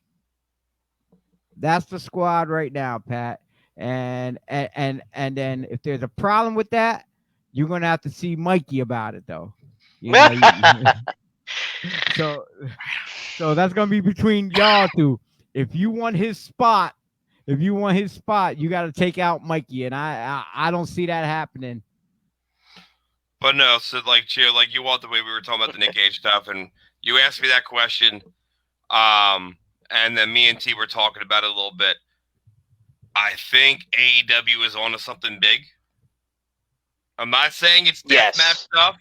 I'm just saying they're open. We all know they've opened. Doing is correct. it's not just that. Not just that. They're 'Cause just giving a variety to everybody out there. Here's the thing. You know, yes. Did AEW try to do the exploding deathmatch ring? Yes. Did they fail? Absolutely. See, that's the first curse word I said all night, Pat. You owe me $20, I say, or a beer, one of the two. I haven't cursed all night until now. I'm sorry. I don't know if he's still watching. He might be watching, but he probably hates us right now. Taking a shower, how can I come up with different curse words? I swear on everything I'm gonna say mother flower and things of that. Like, I love the fact that, you know, Nick Gage got this opportunity. Yes. Because here's why, and this was brought up in our private chat, Chio and Mike, you guys saw that Joe said it. And he's 100% correct. Nick Gage is a deathmatch wrestler. But on top of that, he is a professional wrestler. Okay? First and foremost. But if deathmatch wrestling fans don't really watch AEW and WWE because they think it's boring and bland or just bland, Nick Gage is on there. Now those fans watch it, right? Now, I'm not saying they're going to continue to watch it, but if they do, it's because they brought Nick Gage in there. It's because those fans go, oh, you know what? This is actually really interesting to watch. I'm intrigued. Maybe I will tune in now next week, or maybe I will tune in the next pay-per-view. Right. That's the whole goal in professional wrestling. People understand. Like, they keep trying to compare WWE and AEW. Stop comparing them. I believe I heard T when he was saying earlier that that if AEW continues with the deathmatch thing, it should be just a blow off match, a specialty match for like towards the end. Yeah, and both of them have been like. Actually, there've been three of them. It was the Moxley Omega match at first, which wasn't. It was a like sanction out match type deal, you know. And then you had the Moxley Omega with barbed wires, exploding death match, you know. But before that, you had Janela and Moxley had a lights out match, but it was more like a ladder. A little thumbtacks here or there, you know, that they had some clever spots that they call Moxley U6F. And you know, that's normal for us when it comes to regular wrestling. When you say we're gonna have a hardcore death match, that's normal. That's the norm. But when you say you're gonna have a death match, like take out norm. Just deathmatch, right? Period. That needs to be like a Hell in a Cell once a year type deal. It really does. It's just for the wrestler's sake. Yes. How badass you want that match to be. You don't want it to be just smashing a couple light bulbs. You know, it makes no sense to do that. Yeah. Like if you guys gonna risk life and limb, make sure the storyline, right, up the ante. The storyline, the characters. Everything meshes. So when that match takes place, no matter how barbaric it is, there's going to be 1 million plus subscribers watching that match because they don't know. They want to see that car wreck. You know, they want to see exactly what it is. That's what a death match is. It's a train wreck waiting to happen. Yeah, that's why I hate it. But I'm like, oh shit. Okay. So all right. So bottom line is, who here thinks yay or nay will AEW continue to use Nick Gage in AEW? I'm gonna go with yay, but but not often. I'm gonna go with maybe. I don't got a yes or no. Maybe. I'm gonna go exactly what Chio said. He's gonna. I'm gonna say an attraction superstar. Yeah. He's gonna be an attraction superstar. You'll build a gimmick up for him. It will only take a few fucking days to get that gimmick through. I think it's gonna be very limited. Exactly. Dates they'll give him for now, when the fans who would know him as deathmatch and this and that, and then when the newer fans see. I'm thinking, I'm not saying it's gonna happen though, but if Gage signs, they might want him to slowly fade away from the death matches and only do it like, as a blow off match. But eventually, I think the fans, if he does sign, will see him doing more wrestling matches because Gage actually said he's a huge fan of technical wrestling. Big time. Listen, there is videos out there of him being a technical wrestler. He is. That's why I made my comment. He's a deathmatch wrestler, but first and foremost, he is a professional wrestler. I've seen stuff he's done. It's good.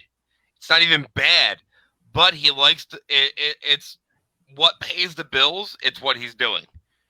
And exactly. If you look at what Nick Gage has done in the past 2 weeks in a span, he's faced Matt Cardona, formerly known as Zack Ryder, okay, on one of the biggest drawing events that GCW probably has had because of MDK.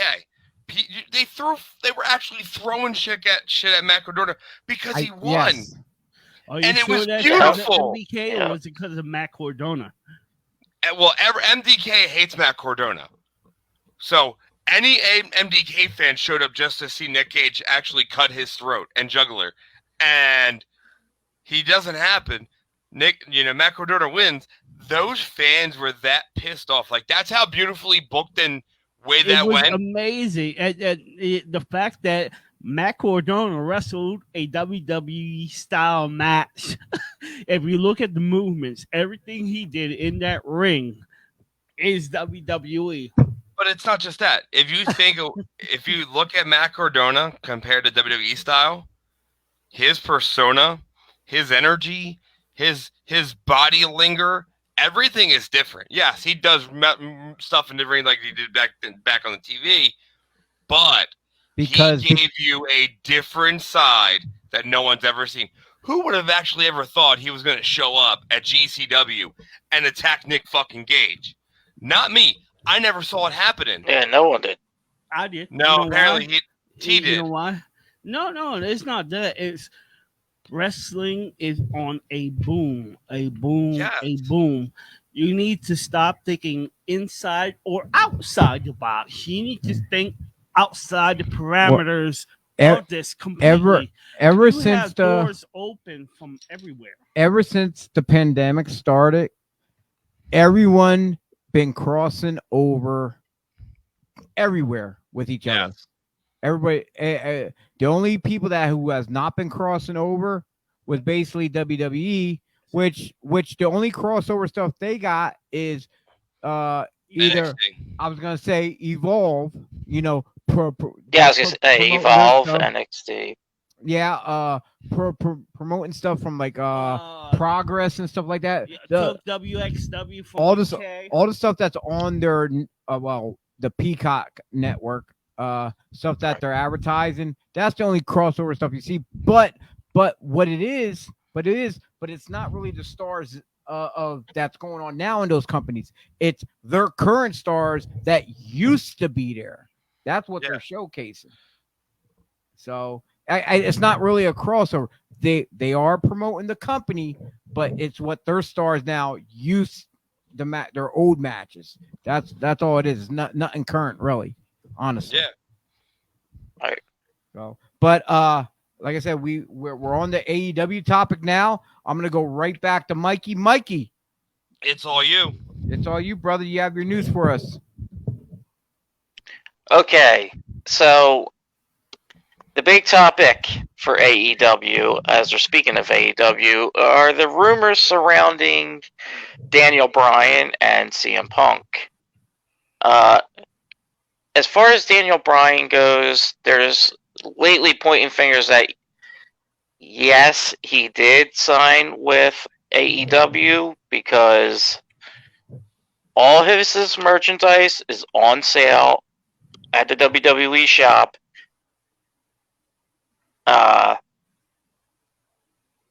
don't know if he's still on the active roster list. If he's not, that's another one that's people are thinking that could be a sign that he signed with AEW.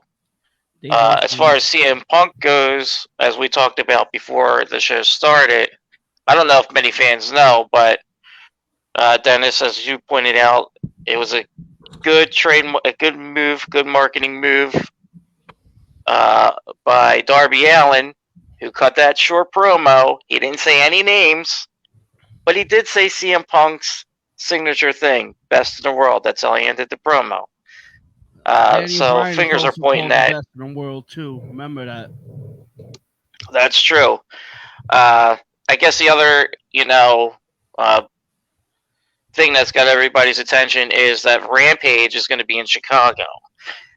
So everything to everybody is watching and paying attention to the rumors is it all lines up that they're hoping that CM Punk will show up in Chicago.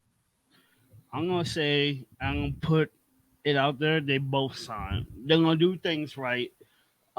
Queens, New York is D. Bryan's show out, and then Rampage, Chicago, leading into All Out, which is in Chicago, Illinois. All right. And the best in the world, that could be their tag team name. They never said they could be individuals. They both classified as best in the world. In ROH, the first person that was best in the world was Daniel Bryan.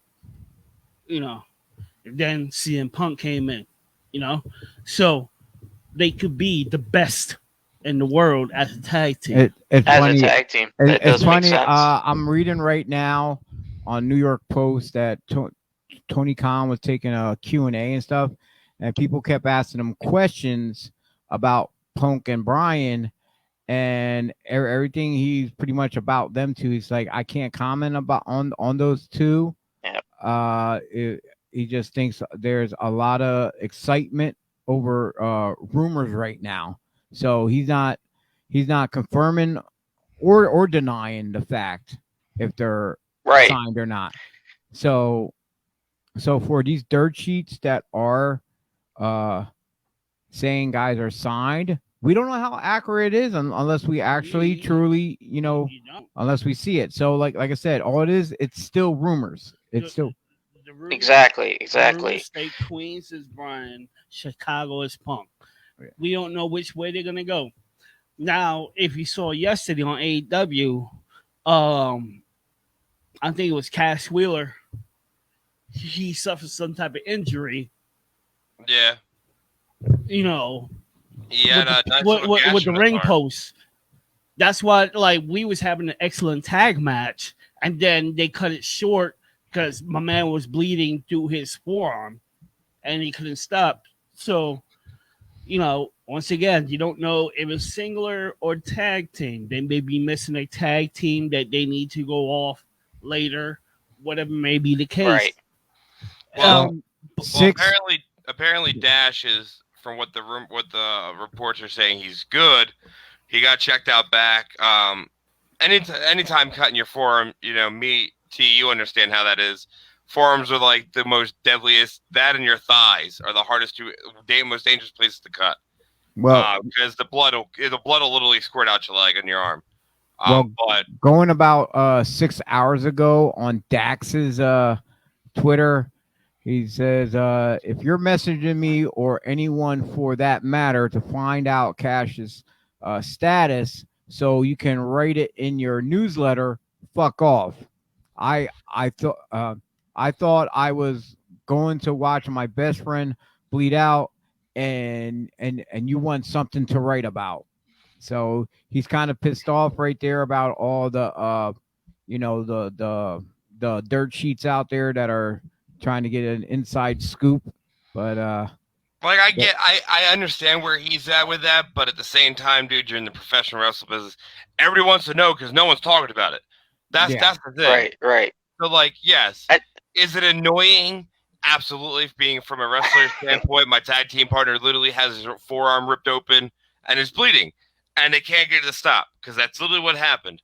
It's happened to Devon Dudley in the fucking Impact ring, and I watched him when he got his head busted open, and he almost bled out in the ring.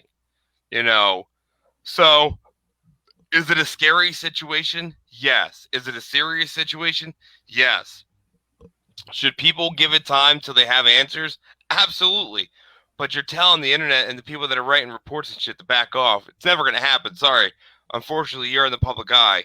You shouldn't be bugging out like that. But you have the right to. From a wrestling standpoint, from a reporter standpoint, give some sort of information. Now, like I said, I literally was trying to read up on it. I've been looking up all day to see if there was anything going on about it. And literally they said he was fine backstage after he got seen by got medical attention. Most likely they got it to stop bleeding with the medicine from the EMTs, and they got it stitched up, went to the hospital, made sure it was good. That's that. So he's probably out of wrestling for 30 days to 60 days. But the whole back to the whole best in the world thing, I am so glad someone else knows who else was called the best in the world before it was CM Punk. But like I said, a little birdie told me and Chio that pretty much you can expect this to be happening. I'm not saying the birdie's name. We're going to leave that quietly. No, for his professional standpoint and his business, not making those comments. But I asked some people, and every one of these people at this event on Saturday said, you can guarantee it's happening. And these are guys that know everybody and everything in this business. So, like, if they know, and all these guys are also friends with Punk and Daniel Bryan. Right. So, am I going to take their word on it? Absolutely, because why would they lie? These are guys that I highly respect, and they know I'm a worker, and they know what I do. There's no point to lie because it's just a rumor. It's still just a rumor. Do I think they're going to show up in the next 90 days? Absolutely.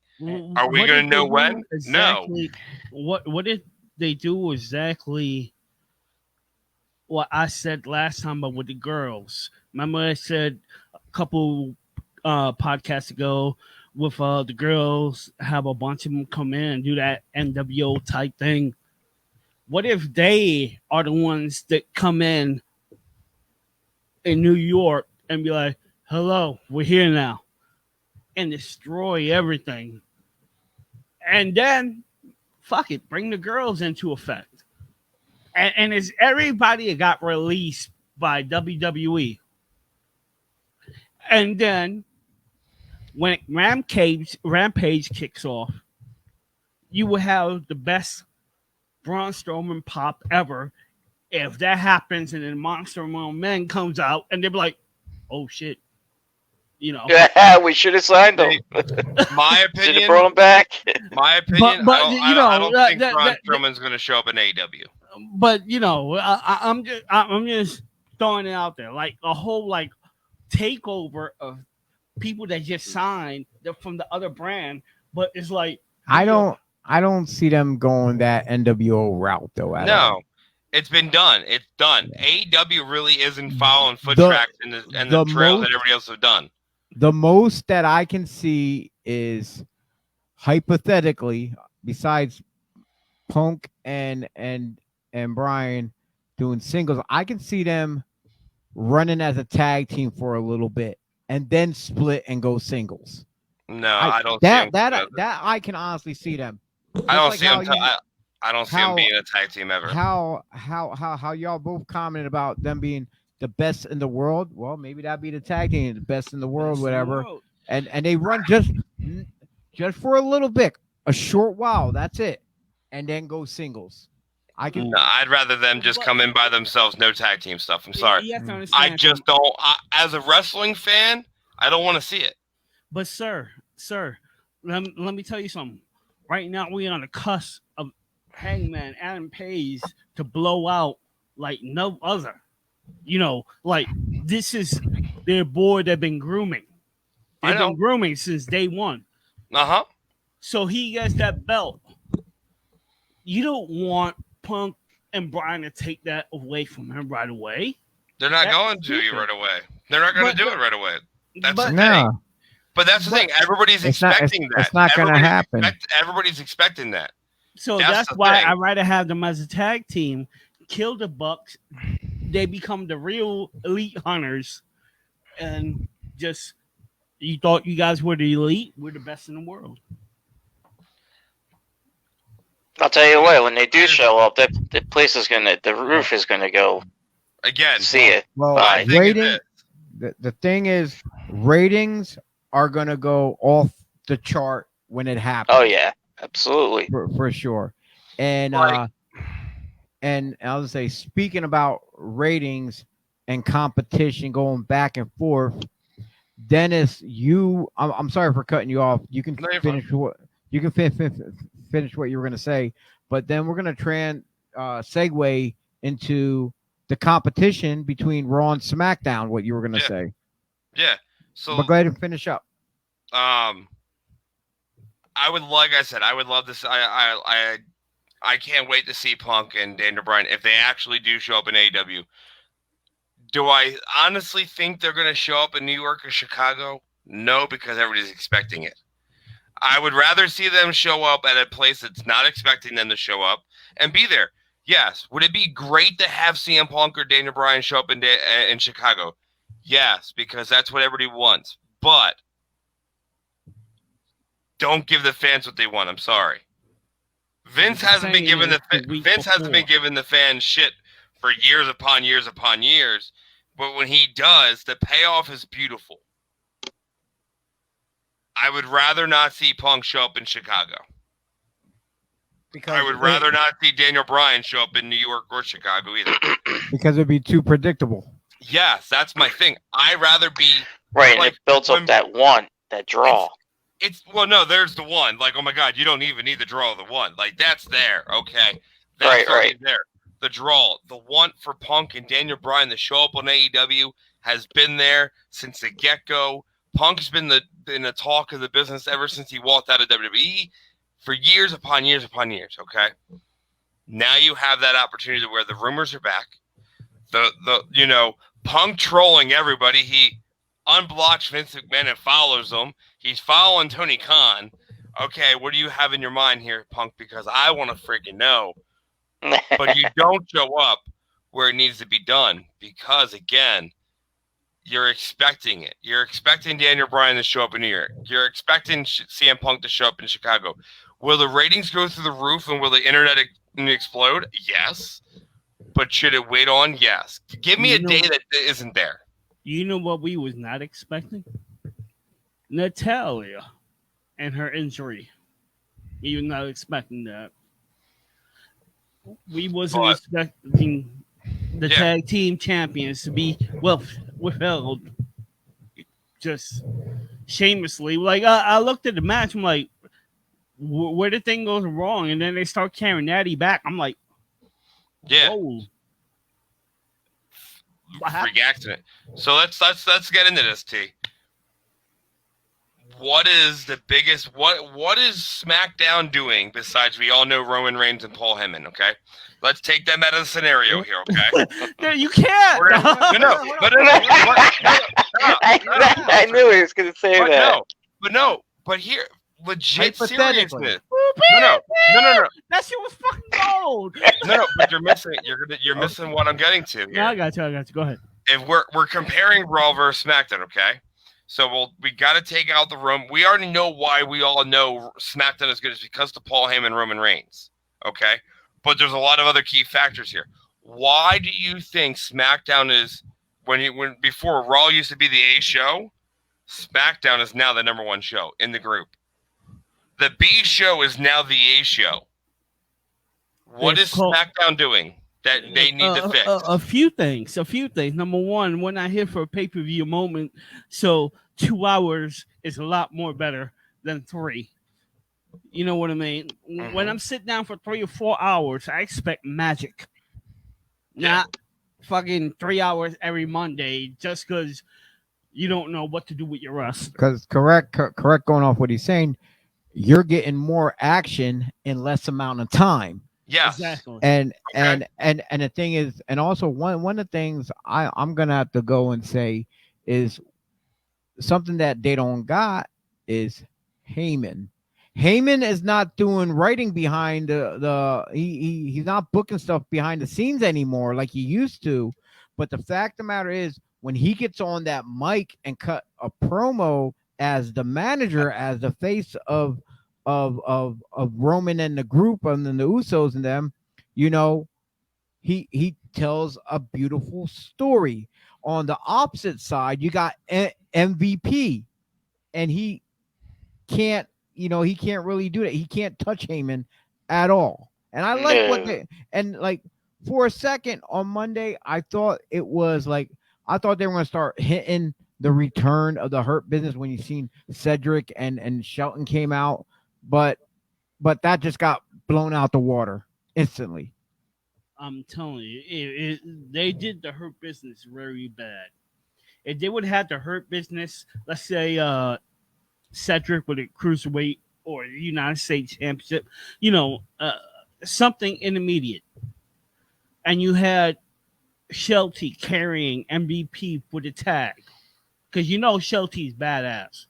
Like in a shoot, I feel sorry for whoever touches that man. Listen, you have Shelty MVP for the tag, and then you got your almighty Bobby Lashley as the champion. You could have done so much with that, and then you just broke everything down to, okay, we gonna have Bobby Lashley with a mouthpiece. I'm like, that's not what MVP was to me. MVP was the flag, and these people were the soldiers that are gonna carry that flag. You know what I mean? But they didn't do it that way, and here we are now wondering, okay, Goldberg, Well, why Brock didn't want to do it?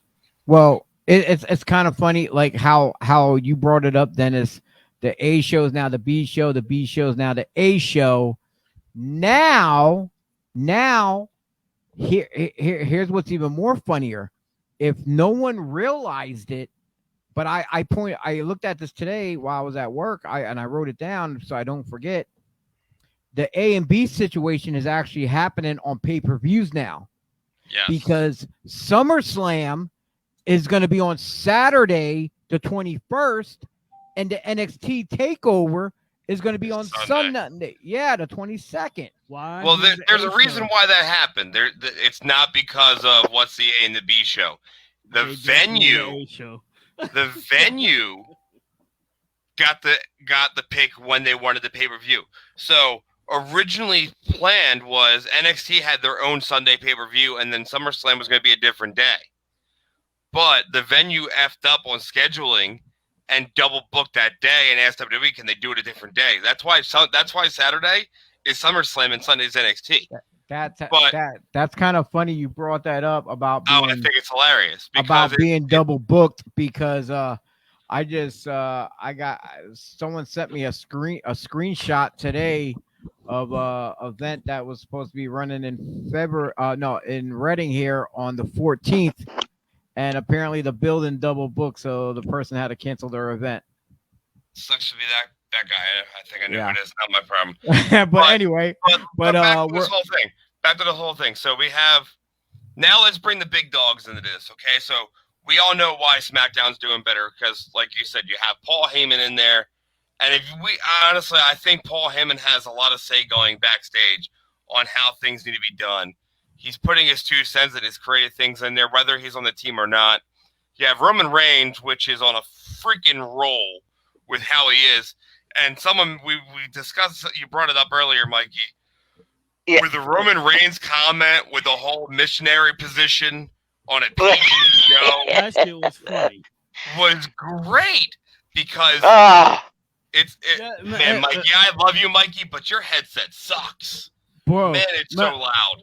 Bro, remember when I told you, you know what? The Cena Maybe I got versus the volume Cena? up too loud. Remember when I That told better. you the Cena versus Cena part? I guess Roman was listening to our podcast because he changed it up, screaming, "You old bitch!" Like, it was great. And, look, I'm not knocking Raw. Raw has a lot of heavy hitters. I think the Bobby Lashley angle they have going right now, I know you're not happy with that, T, but I think it was the right decision because you needed to take Bobby Lashley out of the group because Bobby Lashley is a bigger star than both of them. I love Shelton, and I'm a big fan of Cedric. Personally, as a friend and professionally. But Bobby Lashley did not need a group. Period. Hands down. Correct. They didn't need it. They didn't need it. And it sucks at the end of the I was happy that they brought him back into a picture because the thing is they kept talking about the Hurt Business, right? They'll get the Hurt Business to be stopped is to have Bobby Lashley just kill him. Kill him. And they got manhandled, okay? So I enjoyed it because now it's like, okay, the Hurt Business is done. This is why they're doing it. But Raw's missing something, and it's not the Paul Heyman, okay? It's called Aleister Black, but they got rid of him. Yes. It's called Buddy Murphy. Got rid of him too. Yes. I honestly think. Oh, we could. Here's what I think is going. I have a feeling might happen. Paul Heyman is in charge of two people in that company. Well, Brock Lesnar and Roman Reigns. Yeah. Yep. You know what they need on Raw? Brock Lesnar. And I can't stand them saying that. But got on the truth. The SummerSlam match. And then have Heyman double dip back and forth between both brands. It'd be funny as hell. You see where I'm going? You see where I'm going with that, right? Oh, you're going to have Lesnar come back because Lashley will beat Goldberg. Here's the but. Here's the but about that. Sometimes it'll be easier on travel if they were still doing the Thunderdome. But the good thing, they're spaced out between Monday and Friday. Yeah, so Heyman can make it back and forth between the two. Yes. So that works out. Yeah. Now, I see it happening. Now WWE has to worry about Friday nights because AEW is going to come out with Rampage now. See, I don't think they got to worry about that.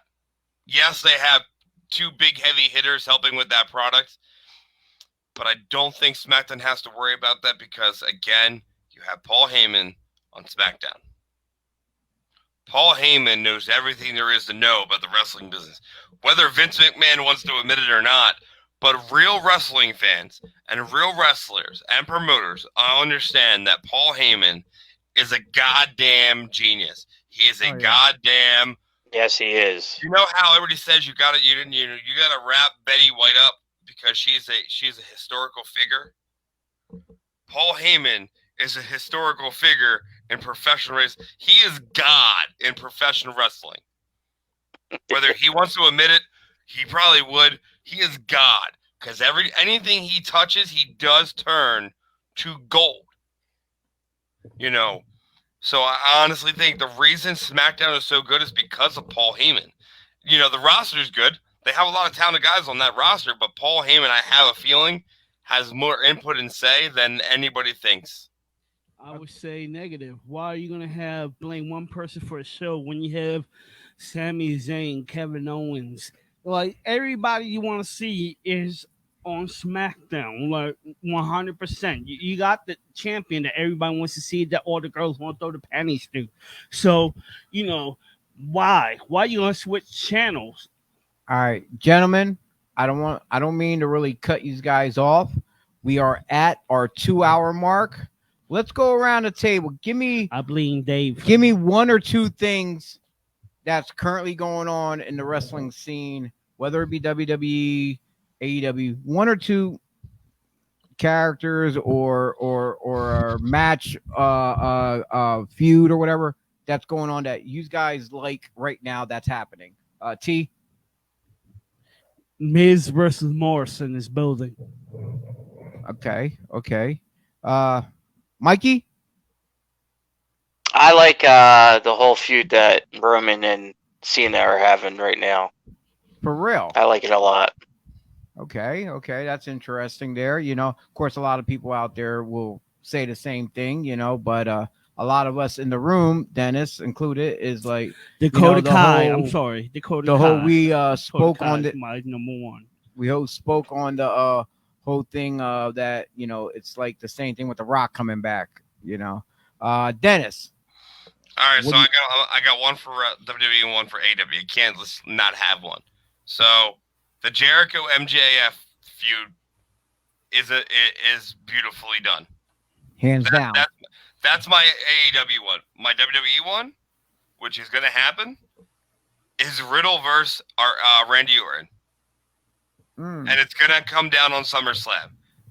Because apparently Randy Orton's booked for the match, and he hasn't been seen for how long? For me, gentlemen, I'm going to have to, agree with you about the AEW between Jericho and MJF. MJF, he just kills it on the mic. I actually liked it when MJF and Jericho were together as a team, and they would go back and forth when they would banter. That was pretty good. But on WWE, I'm gonna have to go with Charlotte Flair and Rhea Ripley. I kind of like what they're doing right now with them two. I'm like, even though Nikki ASH is the champion, just the whole thing what they've been doing with each other, I'm enjoying.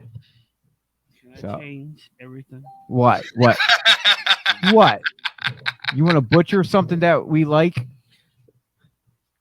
Here are my top feuds. We're about to go off the air, and you want to spit this now? Whoa. Why don't we just say that until... He said two. No, he said two. He said two, right? Okay, that's fair. That's fair. Right? I did do two. Okay, all right, that's fair. Go ahead. And we'll give Mikey one more. All right. I know, we're waiting. He's like, Almost versus a lock. wait, who? Almost versus a lock. That's a feud I would never see. A lock. A lock. You don't know who Almost is? The guy with AJ. Yes. But you said a lock. Just a wrestling hold. That's the biggest feud ever. Okay. All right, Mikey, how about you? You got one more? All right. I also kind of like the whole thing going on with Please don't say Alexa nothing Bliss stupid and like Eva that. Marie. Okay. I like Dewdrop. Because Can they just give her back her goddamn name from the UK? I would love it if they did that. They can't go with Viper because of Randy, but I'll take Piper Niven like she was in NXT UK. Yeah, that's what I'm saying. Exactly. Piper is a girl's name. She's a cutie. Let her be. You give her back her fucking name and get rid of this shit you're giving her. Like, I get it. She's on TV. She ain't gonna argue because she's making money. But F that shit. She went, all right, you gonna call me Dewdrop? I'm gonna call myself Double D. I'm like, all right, girl, make your money. I'm waiting for her to turn her back on that Eva Marie. It's coming. It's coming, definitely. Coming. It's definitely. Gentlemen, this was a very good night. Shane Fair, he gave us a lot of information about basketball. I definitely know me and Dennis are going to be there. Hopefully we can see. Hopefully T, you can join us. Mikey, hopefully you can join us too as well. It's going to be an exciting day. Tonight ends our July shows. Is the last one for July.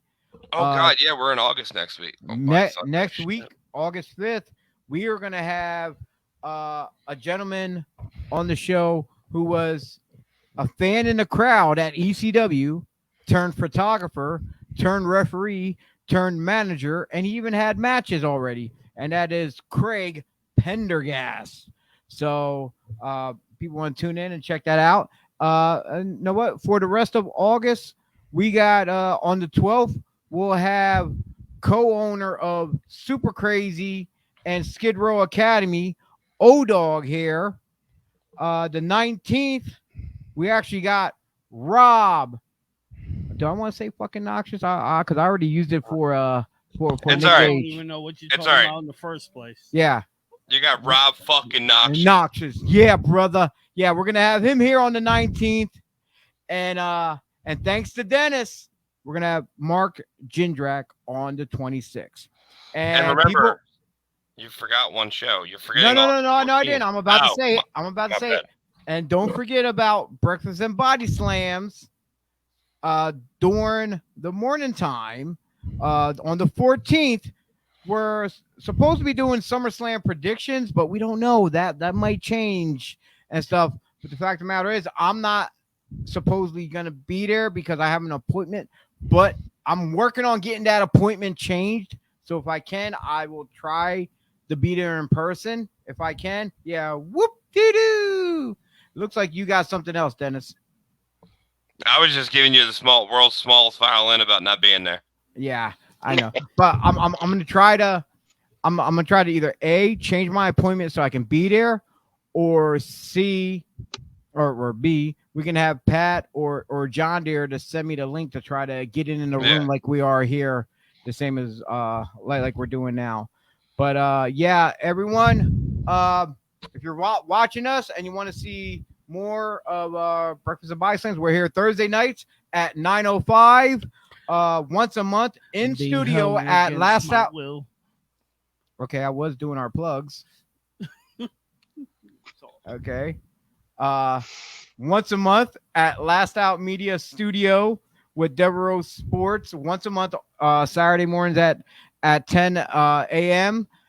And you can tune in and check out all the Devereaux Sports shows. We have MMA going on now. We got multiple sports shows, Gobbler Inc., the Sullivan Squad, and the list goes on. There's a hell lot more. But yo, I'm Chio Frost, Dennis Reaper, T. Help me. Mikey, guys, thank you for another wonderful night here on Breakfast and Body Slams Thursday Night Slam. And like how I mentioned before about Rob Knox is going to be here on the 19th. Well, I played this video once before. I'm going to play it again. This is by Ox Soprano and Ted. This is called Best in the World.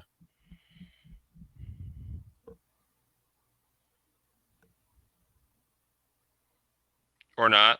Yeah. Yo, this is the original gangster. And I'm stopping by to give a shout out to Ox Soprano and Ted Lowe, Art of Collaborating Volume 2. Check that shit out. If you don't, I will stamp your ass in the motherfucking forehead. Please believe it, bitch.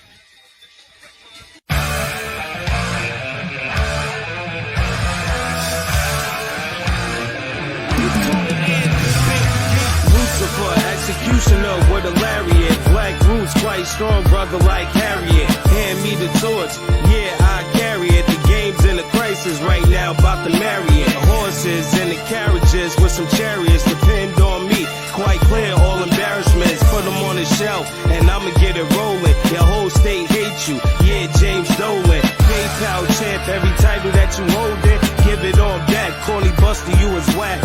Leave it up to me, I'm flowing in my Nindo. Backbreaker bitches all through the window. All over info and you ain't here right. Grab him by his throat, windpipe, say goodnight. Atoning for my sins, for staying in the fight. Best in the world, going in for life. I'm not a bastard. I'm the best in the world.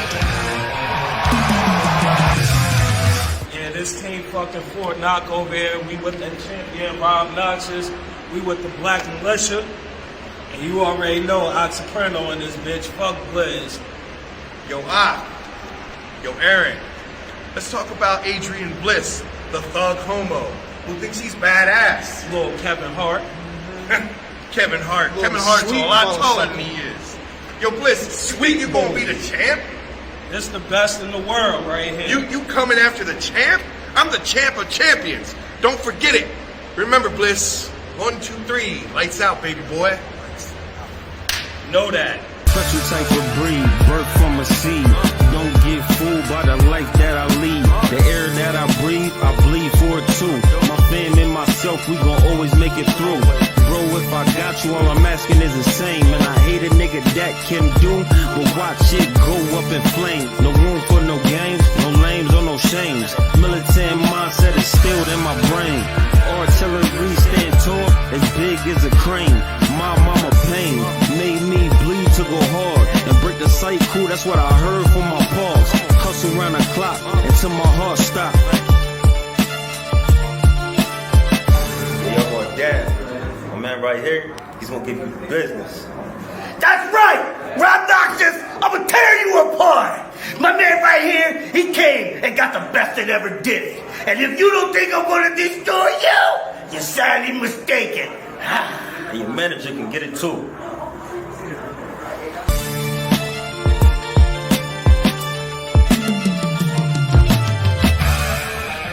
I'm not a bastard.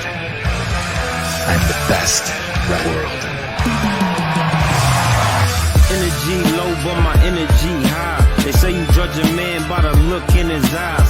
See so many people monopolize, and I respect those that stayed and always tried. Who cried? I feel your pain, that's real. Blessing to the OG, still sharp and still. I got brothers that need appeals, families that got bills, not time to chill. I'm working out this deal, I'm climbing up this hill, the hill going up. Prices through the roof like the economy throwing up. Protect your loved ones, hold the stand, and show them who's the man.